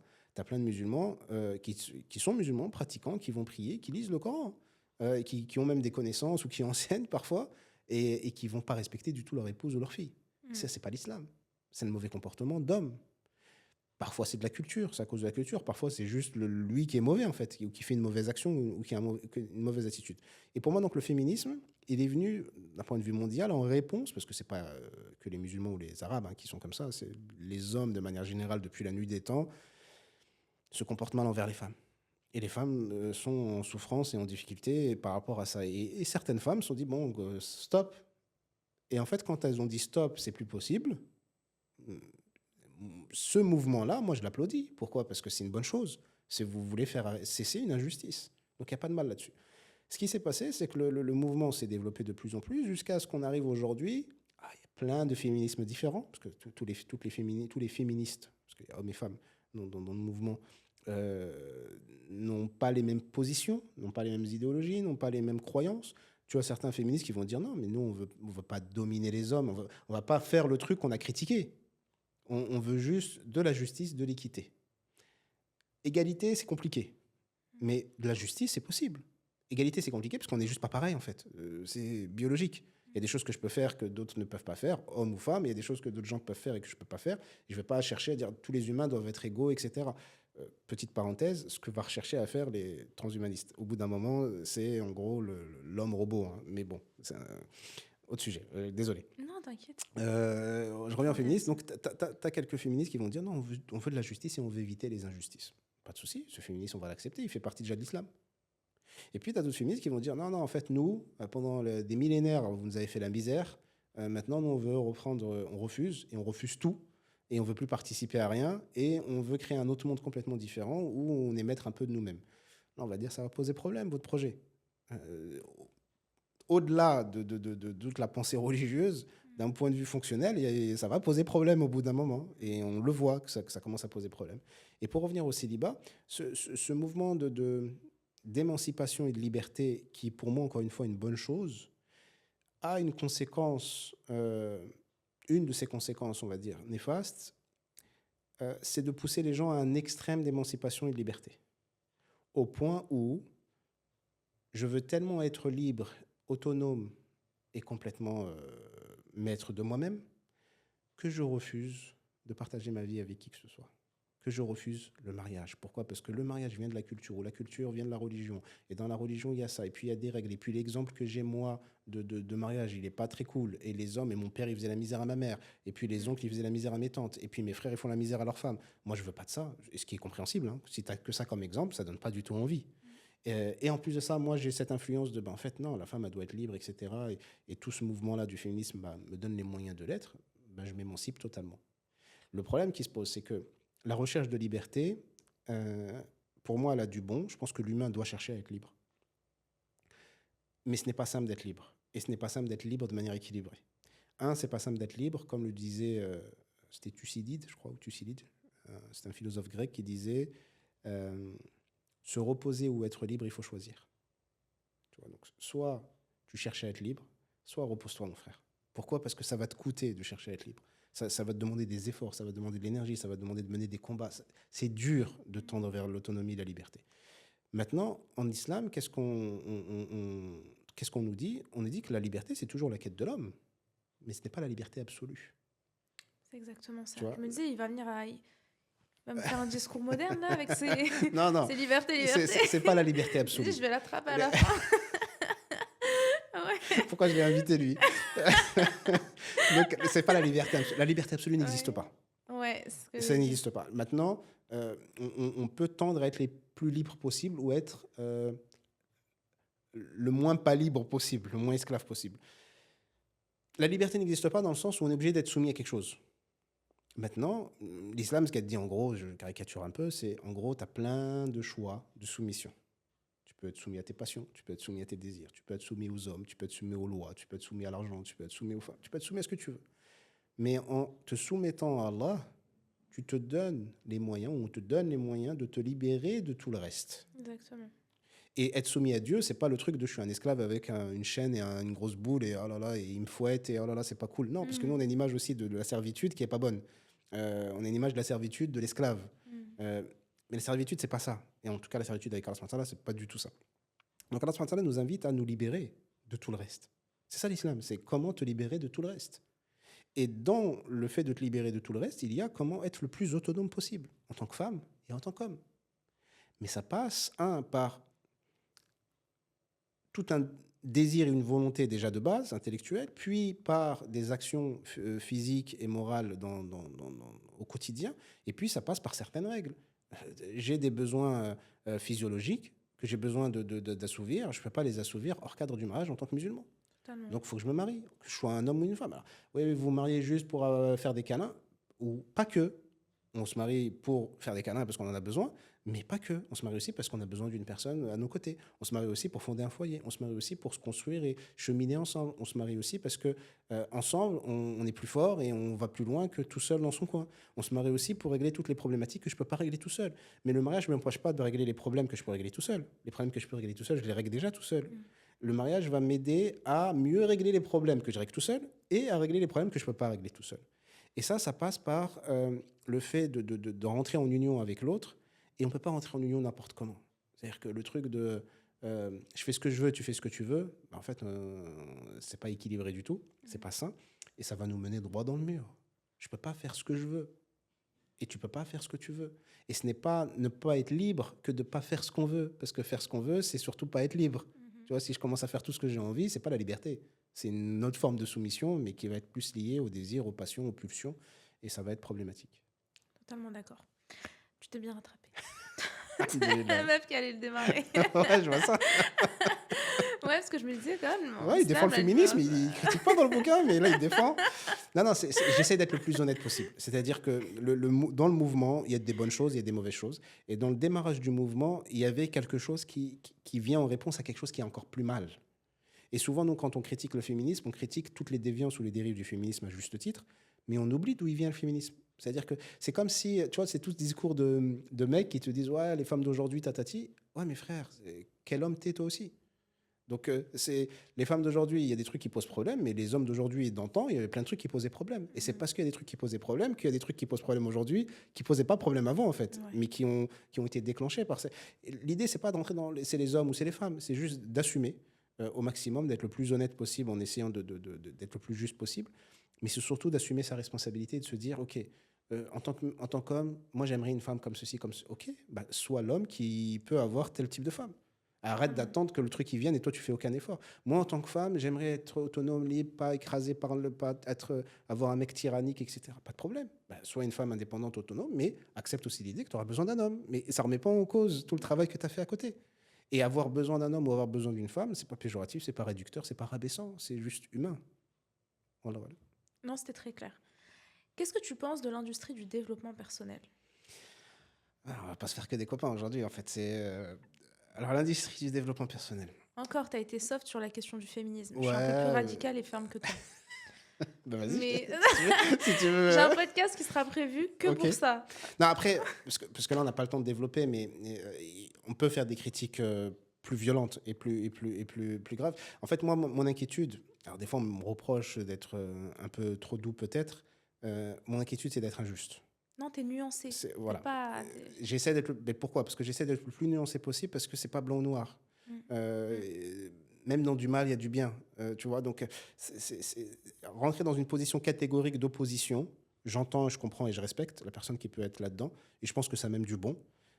Moi, j'aurais du mal. Pourquoi? Parce que je serais toujours soucieux de me dire, OK, là, j'ai raison, là, j'ai raison, là, j'ai raison. Mais peut-être qu'en pensant ou en étant dans la raison sur tel et tel point, ça veut pas obligatoirement, automatiquement dire que j'aurai raison tout le temps ou que là, je ne crée pas une injustice ou que je n'ai pas tort là. Le problème, c'est que je ne le verrai pas parce que je serais aveuglé par cette opposition et cette distanciation. Je pense qu'il faut juste prendre du recul et d'essayer d'amener la chose d'un point de vue scientifique et d'être les plus honnêtes, les plus humbles possibles en se disant, on ne comprend pas grand-chose. Il faut arrêter de se positionner en disant j'ai la vérité absolue. Non, on ne comprend pas grand-chose. On va essayer de comprendre et de nuancer les choses parce que ce n'est pas si simple que ça. Ouais. Et tout le monde n'entre pas dans la même catégorie. Et souvent, on parle de choses énormes et majeures au singulier alors qu'il faudrait rajouter des S à chaque fois. Le féminisme, non, c'est les féminismes. Ouais. Tu vois, la psychologie, non, c'est les psychologies. C'est pas, toutes les approches ne sont pas pareilles. Les Africains, non. L'Africain, non, c'est les Africains, tu vois. Donc, ou l'Arabe, non, c'est les Arabes. Tu vois, juste de nuancer, d'essayer d'amener plus de justice. Donc, développement personnel, désolé. T'inquiète, prends ton temps. Développement personnel. Je t'ai mis sous pression. Non, je me suis dit, Elle parle de féminisme. Elle parle d'un... En plus, t'es une femme et c'est toi qui es... Tu vois, donc c'est en train de... Bref, on va pas analyser ce qui vient de se passer parce qu'on pourrait se dire, mais attends, mais en fait, elle devient... Tu vois, les dangers du féminisme, c'est que tu me mettes des coups de pression dans une émission où tu m'invites, tu vois. Donc ça t'influence plus que ce que tu crois. Je suis l'URSS par la ligne. Je suis marre. Non, comme quoi, hein, tu peux t'opposer à un truc qui t'influence plus que ce que tu imagines, tu vois. Mais je suis OK dans l'absolu, même avec les amis qui sont, on va dire, plus catégoriques que moi. C'est juste que j'essaie d'être, comme tu as dit, nuancé. Développement personnel. Pareil, j'essaie d'être nuancé. Alors, nuancé, ça ne veut pas dire que je ne veux pas de problème. Non, pas du tout. Moi, je ne le prends pas comme ça. Voilà, j'ai pas peur qu'on ne soit pas d'accord avec moi ou qu'on me rejette. Pour te dire clairement, de base, j'ai des traits autistiques. Je ne suis pas autiste, hein, mais j'ai des traits autistiques. Ce qui fait que... j'ai dit ça à ma mère il y a quelques jours. Je suis pas en train de dire que t'es trop... Je sais jamais où elle va aller dans sa tête. Tu sais qu'il y a quelques jours, j'ai dit à ma mère, je crois que... Tu sais, j'ai vu une vidéo sur TikTok et je lui ai dit... purée, j'ai dit à table avec mon père et ça, je lui ai dit... purée, je crois que je suis autiste. Ils sont partis en fou rire. Non pas qu'ils se moquent des autistes, mais ils sont partis en fou rire. Et depuis, là, ça fait 3 jours, dès qu'ils passent, ils me font « ça va l'autiste ?» Non, après bon, il y a quand même, faut avoir quand même plusieurs critères pour entrer dans l'autisme. Moi, je me considère pas autiste parce que j'ai jamais fait de test ou de diagnostic. J'ai plein de profs spécialisés dans l'autisme qui me disaient « ce serait bien que tu fasses un test, etc. » Mais moi, j'ai jamais voulu parce que, tu vois, par exemple, là, dans le podcast ou dans les conférences, je suis très ouvert, très jovial, je parle et c'est pas un souci. En dehors de ce monde-là, au quotidien, je parle à personne. Comme moi, je réponds à personne. C'est-à-dire que je réponds pas au téléphone, je réponds pas aux messages. J'allais te dire ça un peu vulgairement, mais je m'en fiche royalement des gens, en fait. Mais vraiment. C'est-à-dire que tu tapes la tête contre le mur, c'est ton problème. Moi, ce qui m'intéresse, c'est la souffrance m'intéresse. aider les gens dans leur souffrance m'intéresse, mais dans mon cadre. C'est-à-dire qu'il y a des psys, par exemple, qui vont répondre à leurs patients. Moi, tu m'appelles pas, même si tu es mon patient. Je ne vais pas te répondre. Tu vois, je vais t'aider dans le cadre dans lequel je peux t'aider. Ouais. Or, ce cadre-là, je ne pourrais pas intervenir parce que c'est au-dessus de mes moyens. Je n'ai pas les compétences pour, tu vois. Et donc, comme je te dis, j'ai des... pourquoi je te parle de ça d'ailleurs? Je ne sais plus c'était quoi C'est qu'on était sur Attends. l'industrie de Ouais, mais pourquoi le Oui, podcast, ça, c'est je les me souviens. ghettos. Ce que j'allais dire, j'allais être nuancé. Ouais, Et voilà. je te disais, mais je ne suis pas nuancé dans le sens où je m'inquiète du regard ou de la position. Je me fiche royalement des gens, vraiment. Ouais, tu me l'as dit dès le début, tu m'as dit, C'est... Hanaï, t'inquiète, Ouais, ouais. lance-moi sur tous les sujets. Ça Je t'ai pas franchement, raté, hein. ouais, je vois ça. C'est bien, c'est cool. Mais vraiment, donc, le positionnement des gens ou le rejet, ça m'est égal. En fait, tu vas pas me rejeter parce que je cherche pas à être intégré de base en fait, dans le monde de l'autre. La nuance, elle vient d'un souci de justice. Elle vient pas d'un souci du regard de l'autre ou de ce que les autres pourraient penser. Si tout le monde commence à dire demain, ouais, mais Ali, il est complètement... Bon, ouais, c'est pas un problème. Peut-être que je le suis, et dans ce cas-là, il faut que je revienne dans le bon chemin. Mais si je le suis pas, en fait, tu peux ne pas m'aimer, c'est pas un problème pour moi. Par contre, être injuste euh, et provoquer une injustice volontairement ou sciemment, ou alors sans avoir fait l'effort de l'éviter, ça c'est problématique. Tu vois, c'est pour ça que je suis nuancé. Et je suis aussi nuancé parce que au bout d'un moment, c'est-à-dire que tu commences à comprendre que les choses ne sont pas aussi simples que ce qu'on croit. Les Ouais. gens parlent simplement de sujets très complexes et banalisent des trucs qui sont... C'est pas si simple que ça. Alors, c'est chiant dans une discussion, parce que quand tu parles à quelqu'un, ah, c'est pas comme ça, etc. Donc tu vas commencer à entrer dans les détails, les gens, tu vas les saouler, tu vas les perdre au bout de 2 secondes. Mais parce que c'est pas juste de pas rentrer dans les détails quand ça mérite de rentrer dans les détails. Donc il faut revenir sur le développement personnel. Ce que j'en pense. Alors c'est vaste. Est-ce que tu veux rentrer plus précisément dans quelque chose en particulier Non. ou... Ton avis? Moi, j'ai un avis très ferme et radical. Mais tu sais qu'avant de t'inviter, je me suis dit, t'es sûr, il va avoir un avis nuancé. Pourquoi tu t'es dit ça? Parce que tu m'avais écouté déjà sur le sujet? Même pas. Ah, Ok. tu t'es déjà positionné sur... Ouais, c'est possible. On m'a déjà posé la question plein de fois. En fait, il y a du bon et du moins bon. Il y a du bon et du moins bon. Je vais essayer d'argumenter. Le développement personnel, au fond, qu'est-ce que c'est? De base. Littéralement, d'un point de vue épistémologique, c'est comment une personne peut devenir meilleure. Si je m'arrête à cette définition, c'est cool. C'est ce qu'on a aussi dans l'islam, c'est comment atteindre l'excellence, même si tu ne seras jamais parfait, c'est tendre vers une excellence, c'est-à-dire faire l'effort de devenir meilleur, de travailler sur ce qui ne va pas et d'acquérir ce qui va. Jusqu'ici, tout va bien. Dans le développement personnel, tu as des personnes très compétentes, donc qui se forment sérieusement, on reviendra sur l'histoire de la formation, qui se forment longuement, sérieusement, pour essayer d'accompagner des gens, des coachs sérieux qui vont essayer d'accompagner les gens par rapport à une difficulté qu'ils vont avoir au sein de la société, problème de parler en public, etc. Alors, ils ne vont pas se substituer complètement aux psychologues par rapport au travail thérapeutique qui peut être fait, ce n'est pas des thérapeutes, mais par rapport à une problématique qu'une personne peut rencontrer, ils peuvent rencontrer un coach ou quelqu'un qui va travailler sur le développement personnel pour les aider à régler leurs problèmes. Si la personne est compétente, qu'elle est formée et qu'elle aide une personne qui est en difficulté sur un point, jusqu'ici, pour moi, tout va bien. Mais ça va bien que jusque-là. Et là, je vais rentrer dans ce qui ne va pas. Donc, dans ce qui ne va pas, premièrement, ceux qui ne se forment pas. Les pseudo-coachs. Voilà. Je suis coach de vie, coach de ceci, coach de cela. C'est juste parce qu'en fait, je n'ai pas trouvé de job où j'ai la flemme d'aller bosser. Je vais faire coach, c'est à la mode. Je vais surfer sur la vague. Il y a plein de gens qui sont en difficulté, qui ont besoin. Et ils ont des sous, donc ils vont me les donner. Et je vais juste tchatcher un peu avec ces personnes-là et ça va fonctionner et ça marche. Ouais, mais c'est justement la marchandisation des émotions. Ça marche. L'un des points que je Ah ouais, peux pas me voir. ça marche. Et Ouais. ils vont surfer. Ça, si tu fais un montage, tu mets une croix avec un gros bip, etc. Ça, c'est dangereux. Au-delà du fait que c'est malhonnête et que c'est des charlatans, c'est dangereux. Parce que les gens qui sont en souffrance, le fait que tu les accompagnes mal, tu peux créer plus de dégâts qu'autre chose. Donc ça, c'est hyper dangereux. Donc ça, non. Les gens qui ne sont pas formés. Les gens qui pensent être formés, mais qui ne sont pas formés. Je les mets dans la même catégorie. C'est-à-dire des gens qui font des formations de 2 mois et qui disent « Ah, c'est bon, mais je me suis formé, j'ai appris la PNL, je gère. » En fait, c'est comme si un mécanicien qui, voilà, ma voiture ne fonctionne pas, je vais l'amener, il me dit je sais déboulonner les boulons des roues. Mais j'ai appris que ça. Mais je peux déboulonner ta roue, moi. Tu vois, donc c'est super que tu puisses déboulonner ma roue, mais moi, mon problème est dans le moteur. Tu fais comment? T'inquiète, j'ai appris à déboulonner une roue, je peux gérer le moteur, je pense. Non, tu vas rien gérer du tout, tu vas me casser ma voiture. Alors, si tu me casses la voiture, ça ne va pas le faire, mais si tu casses mon être ou mon âme, c'est encore pire. Donc, les personnes qui pensent être formées, qui ne sont pas suffisamment formées, n'y être non plus. En sachant que moi, pour moi, il y a plusieurs catégories de coachs. Il y a ceux qui sont très bien formés, vraiment, formation solide, qui connaissent leurs limites et qui aident les gens que par rapport à ce pourquoi ils peuvent les aider. Ceux-là, il n'y a pas de souci. Deuxième catégorie de coach, c'est des personnes bienveillantes, qui veulent faire du bien, qui veulent aider les gens, qui se sont formés un peu, pas suffisamment, et qui vont faire plus de mal qu'autre chose aux gens, malgré eux. Dangereux.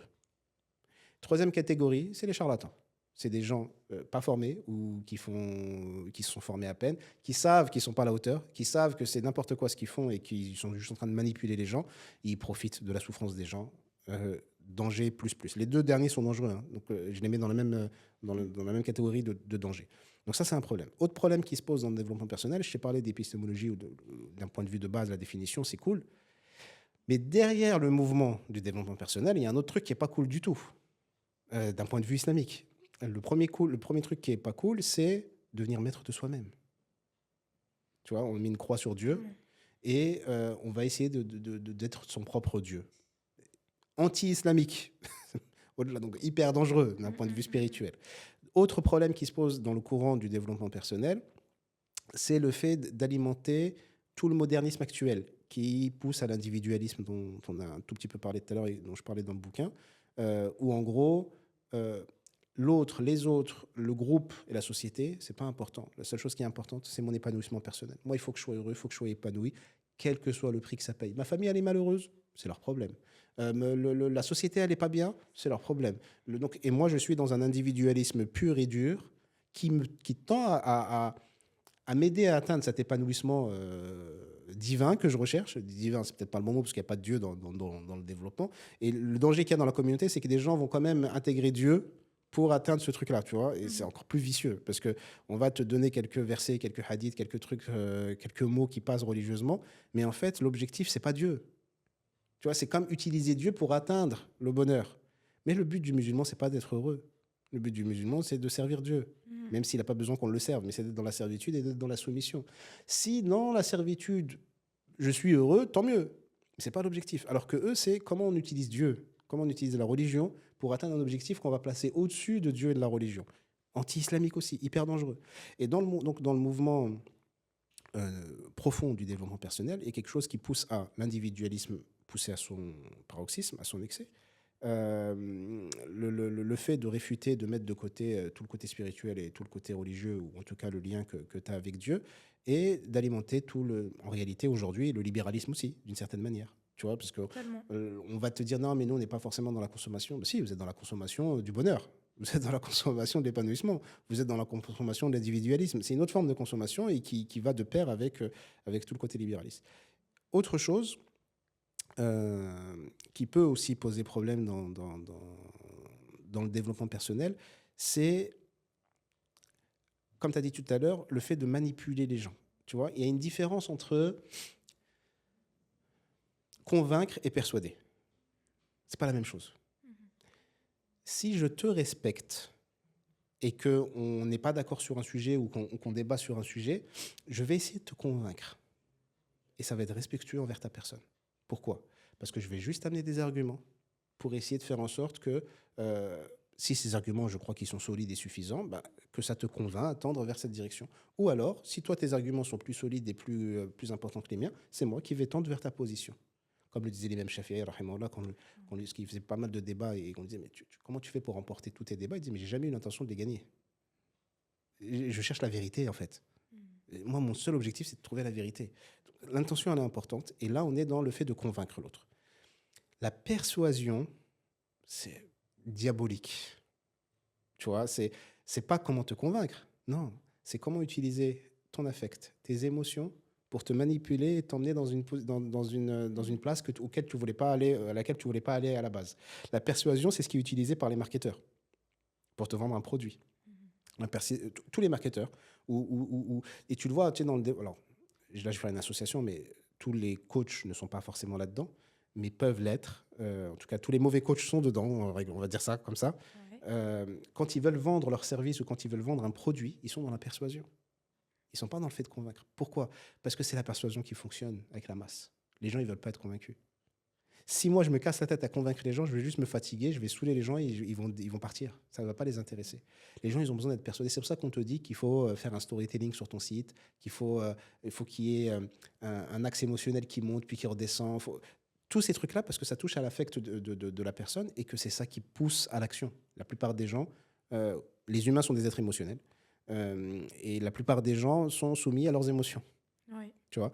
Et le problème du développement personnel, c'est qu'on va jouer sur ça et même l'augmenter dans l'individu, de la personne qui est accompagnée. Et en ça, c'est pas sérieux, c'est pas respectueux et c'est dangereux aussi. Donc, l'industrie est dangereuse du développement personnel, à part quelques petites personnes qui, comme je te disais, qui sont bien formées, qui peuvent faire un peu de bien dans un cadre bien précis. Et dans ce cas-là, OK, mais ça reste minoritaire par rapport à la problématique que ça représente et tout le danger qu'il y a derrière. Je suis d'accord. Ouais. Je pensais que tu allais être un peu plus nuancée. Ouais, c'est une nuance quand même déjà de base. Ouais, un peu nuancée, mais ça va. Moi, c'est vrai que je suis plus ferme et radicale. J'estime que le développement personnel est une imposture pour tous les points que tu as évoqués. Moi, je m'étais moins attardée sur toi que pour le cas des coachs. Moi, j'ai plus une dimension où je me dis que c'est une industrie qui repose sur la doctrine de l'hédonisme, qu'il y a cette volonté de recentrer une nouvelle fois l'individu autour de soi, ce qui a fait exploser la pathologie du narcissisme. Et puis, en fait, complètement, l'un des piliers sur lequel repose notre société moderne, c'est l'individualisme, qui est la conséquence du matérialisme et du rationalisme, et que les sociologues aujourd'hui ne parlent même plus de société individualiste, mais de société hyper-individualiste. Et c'est justement ce besoin d'être hyper nombriliste, de se recentrer que sur soi-même, comme tu as dit, pour le cas des familles, je suis complètement d'accord, ce besoin de toujours se réaliser personnellement, l'épanouissement personnel, le bonheur personnel, l'évolution personnelle.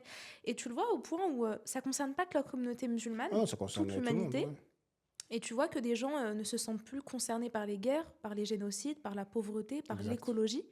Et que, en fait, limite, tu as l'impression que pour que des personnes s'engagent au sein d'une association ou d'une idée ou d'un courant, il faut qu'ils ont vécu un événement similaire à la personne. Ou alors que ça participe au mouvement. En gros, je suis un humanitaire, je vais aider des petits orphelins et je vais me montrer en vidéo, en photo tous les jours.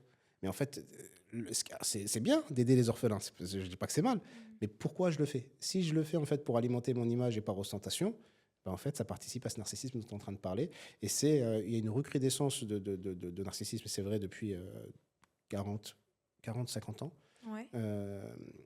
Et c'est lié d'un côté au développement personnel, mais c'est lié aussi à l'imagerie. Le fait que tout le monde a accès à des écrans, tu vois, les premières télévisions dans les maisons, etc., a contribué aussi à ça. C'est-à-dire que ça a contribué à l'idée de, paradoxalement, plus on voit le monde, plus on se concentre que sur soi. Mais c'est international.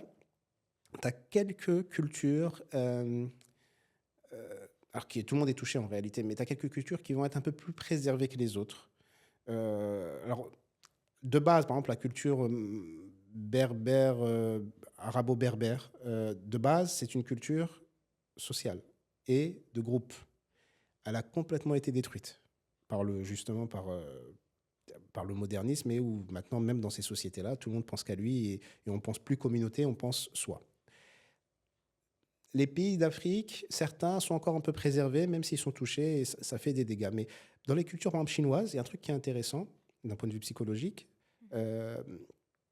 J'ai bien chinoise, pas asiatique. Mais chez les Chinois, il est très difficile pour eux de penser le soi. Ils sont tellement formatés à penser en termes de groupe que le fait de penser à eux en tant que personnalité à part entière, etc., c'est très compliqué pour eux. C'est pour ça que on dit, ils sont très solidaires, ils s'entraident beaucoup, etc. C'est cool, mais pourquoi on n'est pas comme ça? Mais en fait, parce que de base, leur fonctionnement, il est en groupe. Et on les éduque à penser groupe et pas penser individuel. Ce qui fait que c'est pas que le groupe prévaut sur l'individuel, c'est que c'est un autre extrême où l'individuel, parfois, n'existe même pas. Ils n'arrivent pas à se concevoir en tant que personne seule. Ils font partie d'un groupe. Tu vois, et ça, c'est important parce que dans l'islam, on a quand même cette idée que le groupe, il est plus important que l'individu. Oui. L'individu est très important, mais le groupe, il est encore plus. Et le problème du développement personnel, c'est de tuer le groupe pour que le soi domine entièrement et soit le seul le seul qui puisse exister. Et ça, c'est très dangereux. Et c'est des gens. Alors, c'est très compliqué d'en parler. Pourquoi? Parce que les gens n'ont pas forcément tous les tenants et les aboutissants. Et quand tu dis juste le développement personnel, c'est pas bien. On va juste te dire, ouais, mais t'es un jaloux parce qu'il y a tel coach qui a plus de followers que toi. Euh, alors que non, c'est pas ça. Non, c'est pas bien parce que c'est dangereux. C'est dangereux. Et il faut aussi s'interroger de pourquoi des personnes vraiment utiles, saines, sont peu vues, peu écoutées, et où la masse va tendre vers des personnes qui ils viennent, tu crées un compte, on ne sait pas d'où tu viens, et juste parce que tu as les codes du réseau, tu arrives à manipuler des masses. Et ça, on sait que c'est quelque chose qui fonctionne très bien, malheureusement, parce qu'ils sont dans la persuasion et dans tout ce qui est lié à l'émotionnel. Tu prends un exemple. Tu prends l'exemple des couples. Euh, tu as plein de gens qui sont en souffrance dans leur couple. Si demain, moi, je veux cartonner, c'est très simple. Très facile. Hein. J'arrête de faire tout ce que je fais et je me concentre juste sur ah, t'es une femme. Ah, ouais, les maris, c'est tous des pervers narcissiques. Et il faut que tu puisses te Je libérer. les vois, ces coachs, ouais. Voilà, il faut que Ouais. tu puisses te libérer de la tyrannie patriarcale des hommes. Et pour ce faire, il faut que tu sois complètement libre, autonome et indépendante. Il faut que tu divorces tout de suite. Alors que le mec, ça se trouve, c'est quelqu'un de très bien.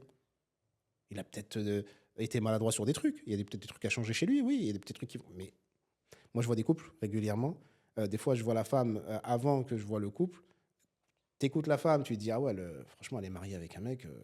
Je ne veux pas lui conseiller de divorcer, mais si je pouvais, je l'aurais fait. Ouais. Et après, tu vois le mari, tu dis, mais en fait, il n'a rien à voir avec tout ce qu'elle m'a dit. Mais son mari, il est génial. Alors oui, attention, il y a des maris qui sont manipulateurs et qui te font... Mais ce que je veux dire, c'est qu'avec tous les outils et tout le recul que j'ai, je peux te dire que je rencontre des fois des hommes qui sont extraordinaires. Et que si elle divorce, elle va être perdante en réalité. Elle peut divorcer, c'est sa vie, elle fait ce qu'elle veut, mais elle va être perdante. Donc si je veux, moi, cartonner, je vais me pencher sur le filon des femmes qui sont en souffrance et qui n'en peuvent plus des mecs qui suivent un peu la tradition de leurs parents et qui sont un peu dans le même modèle et qu'il faut juste aider, leur donner des outils pour pouvoir trouver... C'est pas de sortir de ça, c'est d'éviter les travers de ce schéma-là. Le schéma traditionnel, il n'est pas mauvais. C'est juste que certaines personnes font des mauvaises choses dans le schéma. Mais ce n'est pas le schéma qu'il faut casser, c'est juste les mauvais comportements qu'il faut enlever. Et ils ont juste besoin d'aide. Donc, je vais m'orienter vers ces femmes-là qui sont en souffrance. Je vais leur dire ce qu'elles veulent entendre. Je vais les caresser dans le sens du poil, comme des chatons qui aiment être caressés. Et puis, on va dire, ouais, mais c'est génial, combien je te dois, et je ne peux pas me passer de toi. Et en fait, c'est grâce à toi que j'ai été libéré de la souffrance dans laquelle j'étais. Et le mariage, c'est une abomination. Et les hommes, c'est une abomination.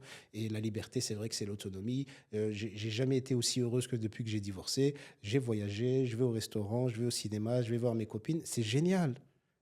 Et puis, je vais la revoir 6 mois après, ou un an, ou 3 ans après. Et puis, elle va me dire, mais en fait, non, ma vie, c'est un désastre.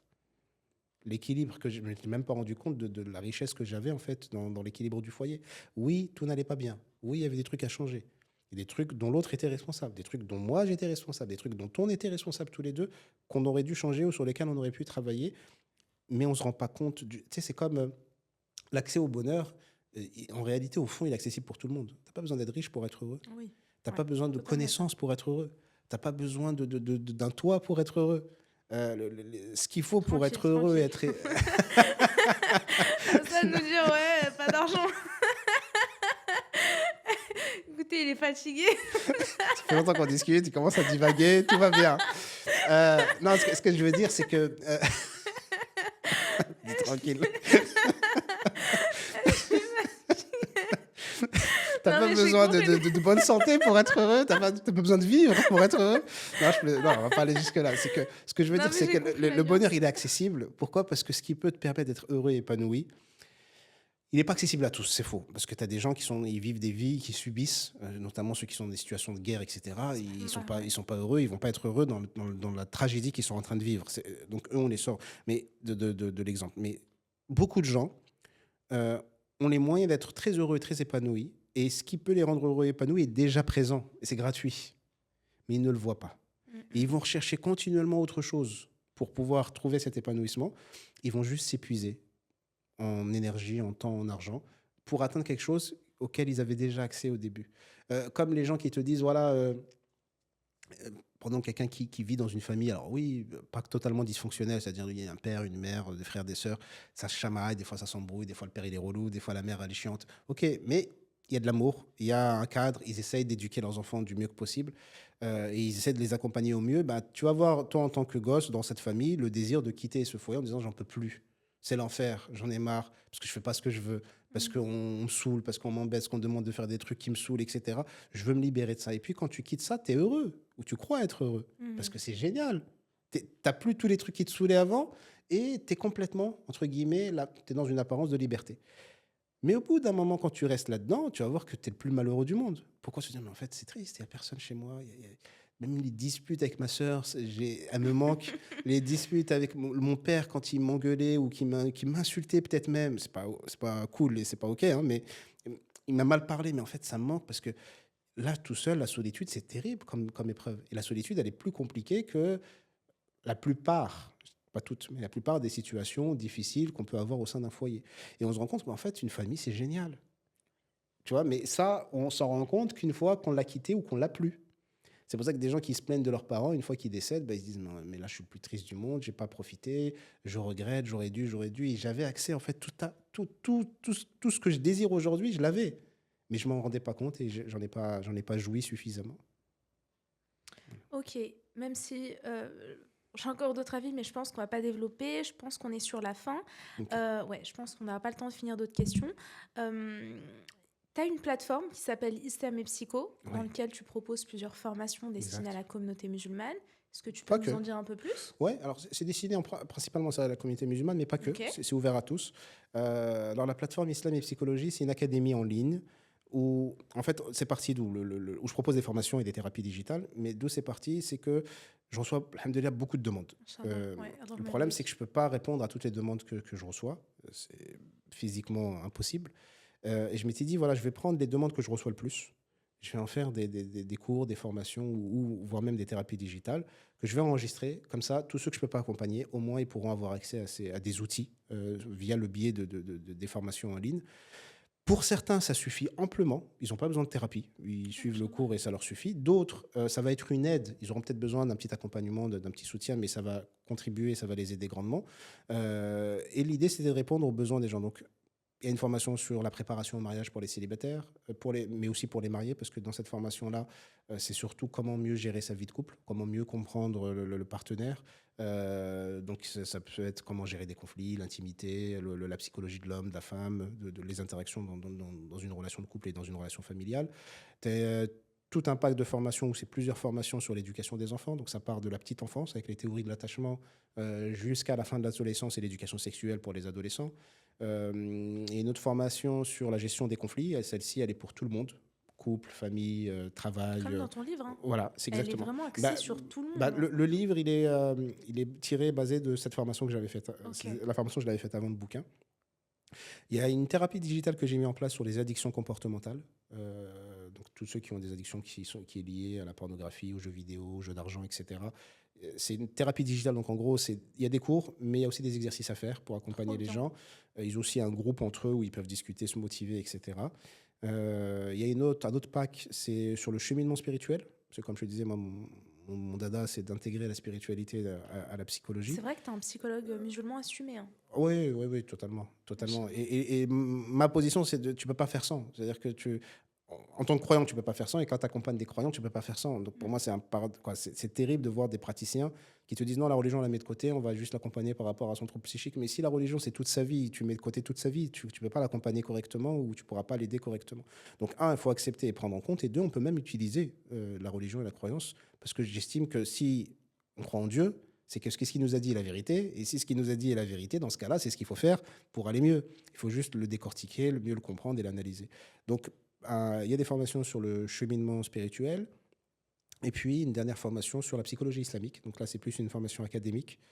À la base, c'était destiné aux professionnels de la santé. Mais c'est une introduction que j'ai faite et que j'ai ouvert à tous. Donc, professionnels de la santé, imams, éducateurs, accompagnants, étudiants en psycho, ou toute personne qui est simplement curieuse de savoir ce que c'est. C'est une introduction, il y a un niveau 2 qui va arriver, qui va être spécialement réservé aux professionnels de la santé par contre. Ok. Et puis dans l'académie, il y aura au fur et à mesure d'autres formations sur différents sujets que les gens peuvent rencontrer. J'allais te dire, est-ce qu'il y a un quatrième livre en préparation? Oui, comme tu l'as Oui, évoqué. même un sixième. Ah, Oui. cinquième déjà. Oui, mais en fait, il y en a trois autres. Il y en a un Ok. qui est presque fini, là je suis en train de le finaliser, qui est sur la psychologie islamique. Ouais, trop bien. Donc dedans, j'explique qu'est-ce que c'est, les courants, les différentes approches, qu'est-ce qui la différencie de la psychologie occidentale. Donc ce livre, comme je te dis, là, vraiment, là, je suis en train de faire en gros la conclusion. Ouais. Il sortira dans quelques semaines, Inch'Allah. Inch'Allah. Je l'achèterai, t'inquiète. Barakallahu fiki. Il y a un deuxième livre en fait, que j'avais commencé avant celui-ci, mais que Ouais, j'ai mis en pause en faisant celui-ci, mais que je vais reprendre là et que je vais pas tarder à finir. C'est sur Abou Zaid al-Balkhi, ouais, donc où c'est sur la prévention de la santé. J'ai fait traduire son manuscrit en français et je le commente. trop bien. Donc celui-ci, et c'est pour mettre en avant aussi Abou Zaid al-Balkhi et parler d'un point de vue psycho, que l'histoire de la psychologie, elle vient aussi, elle remonte bien plus loin que ce qu'on imagine et qu'elle vient aussi un peu d'ailleurs. Et donc, c'était pour mettre en avant cette personnalité. Et une fois fini, je m'attaque à un troisième bouquin qui sera sur l'amour et les différents types d'amour. Voilà. Ok, ok, trop bien. C'est bien parce que tu as un peu des thèmes qui sont similaires au sociologue Mohamed Oudiat. Ouais, Je sais pas si tu as eu l'occasion de lire son livre sur le célibat, vers un oui, célibat il forcé avait pour fait une tous. enquête, oui. Oui, Exactement, oui. que j'ai trouvé assez complet et bien développé, machallah. Et pareil, il a fait un livre sur l'amour, ce que l'islam a d'essentiel à dire sur notre temps. Pareil, je sais pas si tu as eu l'occasion de le lire. Non, sur l'amour, je l'ai acheté, mais Ouais. je ne l'ai pas encore Ah, lu. ah, t'es Mais le je l'ai mec qui acheté. empile. Non, je l'ai acheté, je suis la vérité, je ne l'ai pas encore lu. Ouais. Mais je verrai ce qu'il dit. Mais bon, avec Mohamed, on est assez proche sur pas mal de choses. On partage certaines choses. Après, alors, je ne sais pas comment lui il a abordé le bouquin, mais le livre que je veux écrire sur l'amour, ce sera un petit livre qui présente les différents synonymes du mot amour dans la langue arabe Mhm. et de les présenter succinctement pour faire comprendre aux gens que l'amour, c'est pas juste ce qu'on croit. Parce que souvent, les gens ils s'arrêtent à une, voire deux définitions de l'amour. Et quand ils vivent en couple sans vivre ce que dit ces une ou deux définitions qu'ils peuvent avoir, ils ont l'impression de ne pas aimer ou pas se sentir aimés, alors qu'ils peuvent être grandement aimés Ouais, sous plein de en formes effet. différentes. Donc, on parle de la linguistique et des différents, quoi, je parle de la linguistique et des différents synonymes en arabe du mot amour. Et puis j'intègre un peu tout le côté psycho de la psychologie de l'amour, du sentiment amoureux et de tout ce qu'on peut ressentir. Ok, trop hâte. Je les achèterai et Barakallah Inch'Allah, feki. je vais inciter mes abonnés aussi. Merci beaucoup. Est-ce qu'on peut te suivre sur tes réseaux? Oui, tu peux sur les réseaux, sur Instagram, sur YouTube. Podcast? Podcast, ouais. Non, tu vas Je, revenir actif, je suis t'inquiète. très en retard sur les. En fait, j'ai une émission de podcast qui s'appelle Islam et Psychologie Exactement. que j'ai voulu lancer il y a quelques mois, mais j'ai pas encore lancé le premier épisode. Mais Inch'Allah, ça va pas tarder. Et puis, Inch'Allah, je bisous. serai. Alors, faut pas attendre de moi une émission toutes les semaines. Je peux te Non, non, sortir t'inquiète. 3 émissions dans la semaine, comme je peux de disparaître pendant 6 mois. Donc, les gens qui me connaissent depuis longtemps savent que voilà, que c'est un peu borderline parfois sur certains trucs. Mais il y a une deuxième émission de podcast que j'ai envie de sortir, que j'espère sortira, qui sera pas du tout religieuse, ni sur la religion, Ok. qui sera sur l'analyse de la pop culture pour mieux comprendre la psychologie. Donc en Trop gros, je parle des bien. mangas, des séries, des films connus, et Ouais. pour expliquer un phénomène en psycho. Donc on part sur, je sais pas, d'un trouble bipolaire, et puis je vais peut-être partir sur un personnage d'un manga pour expliquer le trouble bipolaire. Ah, c'est trop Voilà. bien. Donc ça, c'est le projet. Ouais, C'est Inch'Allah. un petit kiff que j'ai à côté, et j'aimerais en faire un podcast. Inch'Allah. Voilà, Inch'Allah Ah, c'est ta'ala. trop bien par contre ça. C'est Donc, marrant. Franchement, je suis restée bloquée sur le fait qu'à 8-9 ans, tu voulais être Raqi, alors que moi, je voulais être Shakira. Enfin, mais ça, c'est... Voilà, mes parents, on en a déjà discuté, c'est l'influence de m'avoir laissé la télévision. non, mais après, on peut bon, là, on n'aura pas le temps de faire une analyse, mais on pourrait discuter de pourquoi tu as voulu être Shakira et qu'est-ce que Shakira représente symboliquement pour toi. Alors, nous, on va juger le truc en disant Shakira, c'est pas cool par rapport à Raqi. C'est le sous-entendu que tu as fait là il y a 2 secondes. Mais Shakira, bon, non, je vais peut-être pas rentrer là-dedans, mais symboliquement, ça représente quelque chose. Tu vois, qui peut être. Un peu dans ton... Bah, tu vois, dans ton principe enfin, où tu associes un manga ou un personnage lié à un Oui, film. Tu vas parler de la hustle culture, etc. et de l'impact du oui, hip-hop et tout. peut-être, mais pas sûr. Pas sûr, Mm. parce qu'après, je risque de partir dans tous les sens. Euh, Surtout si je commence à entrer dans les critiques de l'impact du rap, etc., je vais entrer dans un autre délire qui Sujet très vaste. très vaste, mais en même temps important, mais les concernés ne vont pas forcément t'écouter, donc c'est compliqué. Mais oui, ça a des conséquences, c'est néfaste. Non, non, ce que je voulais faire, moi, c'était... j'aime bien les mangas, j'aime bien la pop culture, les films ou les séries. Et au lieu de rester que dans de la consommation de trucs, de produits qui sont liés à tout ce qui est soit écrit ou soit film, c'est de comprendre comment l'auteur il décrit un personnage, que c'est de la psycho, te présenter plusieurs personnages dans un manga part de quand même quelques connaissances en psycho pour essayer de décortiquer les profils de chacun. Mhm. Mais au-delà de ça, c'est pas l'auteur là qui va m'intéresser moi, c'est l'influence que ça a sur les gens, elle est grande. Donc autant l'utiliser pour qu'ils comprennent mieux quelque chose qui les concerne eux. C'est cool. Tu vois. Et ça, j'en ai fait l'expérience avec quand je faisais des thérapies familiales, j'avais un cabinet sur Paris, je recevais des familles. Et quand j'avais affaire quand dans la famille, il y avait une ado ou un ado, en général, ils viennent parce que les parents les ont obligés à venir. Ils n'ont pas envie de parler. Je crois que c'est ça, ouais. Et ils ne parlaient pas. Donc, ils ne voulaient pas participer. Et ça remonte. Hein, c'est un truc que je raconte. Je me rappelle la première fois où c'est arrivé, c'était il y a 13 ans, je crois.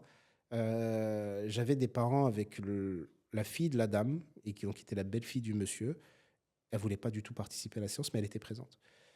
Et je m'étais dit, bon, on va pas faire une thérapie de couple, donc c'est une thérapie familiale, il faut que je l'intègre. Et à un moment, je lui pose la question de qu'est-ce que tu aimes. Elle me répond toujours pas. Je dis, est-ce que tu aimes bien les mangas? Et là, j'ai attiré son attention. Elle me dit, ouais. Je lui dis, qu'est-ce que tu aimes bien comme manga? Elle me dit, One Piece.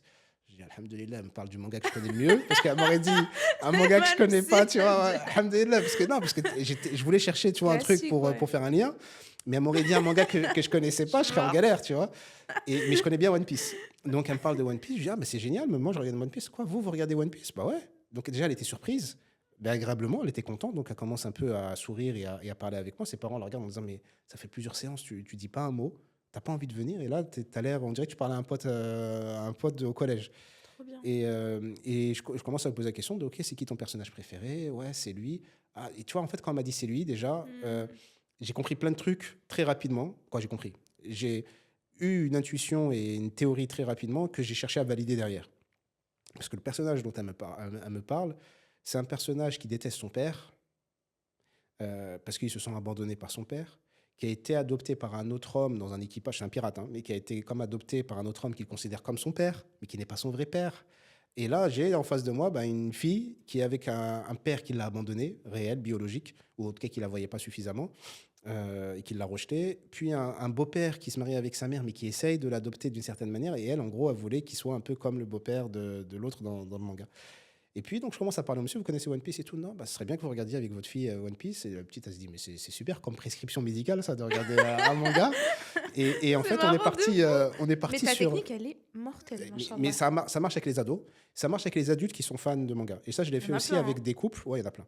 Je le fais aussi avec des couples. Je me rappelle d'un couple qui ils avaient du mal à se parler. Le monsieur avait du mal à dire des choses à sa femme, en tout cas à la décrire. Et donc, on est parti sur le manga. Lui, il kiffait les mangas, il kiffait Naruto. Je dis, OK, Classique. quel est le personnage qui ressemble le plus à ta femme? Et en fait, là, le mec, il n'arrête pas de parler. Ouais, en fait, c'est tel personnage. OK, pourquoi? Bah parce que ceci et cela, etc. OK, très bien. Vous avez bien entendu, madame? Comment ça? Bah, ils viennent parler de vous, en fait. Tu vois, ils viennent parler de vous, mais sans vous parler à vous ou sans parler de vous directement. Et l'idée, ça c'était il y a une dizaine d'années, c'était d'utiliser les mangas à cette époque, mais même là, je le fais aussi avec des films et des séries, pour aider des gens à mieux se comprendre ou à mieux comprendre l'autre ou à mieux décrire ce qu'ils aimeraient décrire chez l'autre. Mais l'idée du podcast, c'est d'analyser les mangas ou les séries et films, bref, pop culture, pour mieux comprendre ou mieux expliquer certains sujets en psycho. Donc c'est ça le projet du podcast, en espérant qu'il voit le jour, parce que c'est possible que ça ne Inch'Allah, voit pas ouais. le jour, mais en espérant quand même que ça voit le jour. Donc voilà les projets. Ok, merci encore Ali Merci à pour toi. ton temps et ton expertise. Si l'émission vous a plu, n'hésitez pas à vous abonner, à liker. Sahab, les youtubeurs, là, ce qu'ils disent à chaque fois, l'algorithme, la cloche de notification, etc. Et quant à nous, on se revoit pour un prochain épisode, Inch'Allah, sur une nouvelle thématique aux côtés de prochains invités. Salam alaikum wa rahmatullahi wa barakatuh.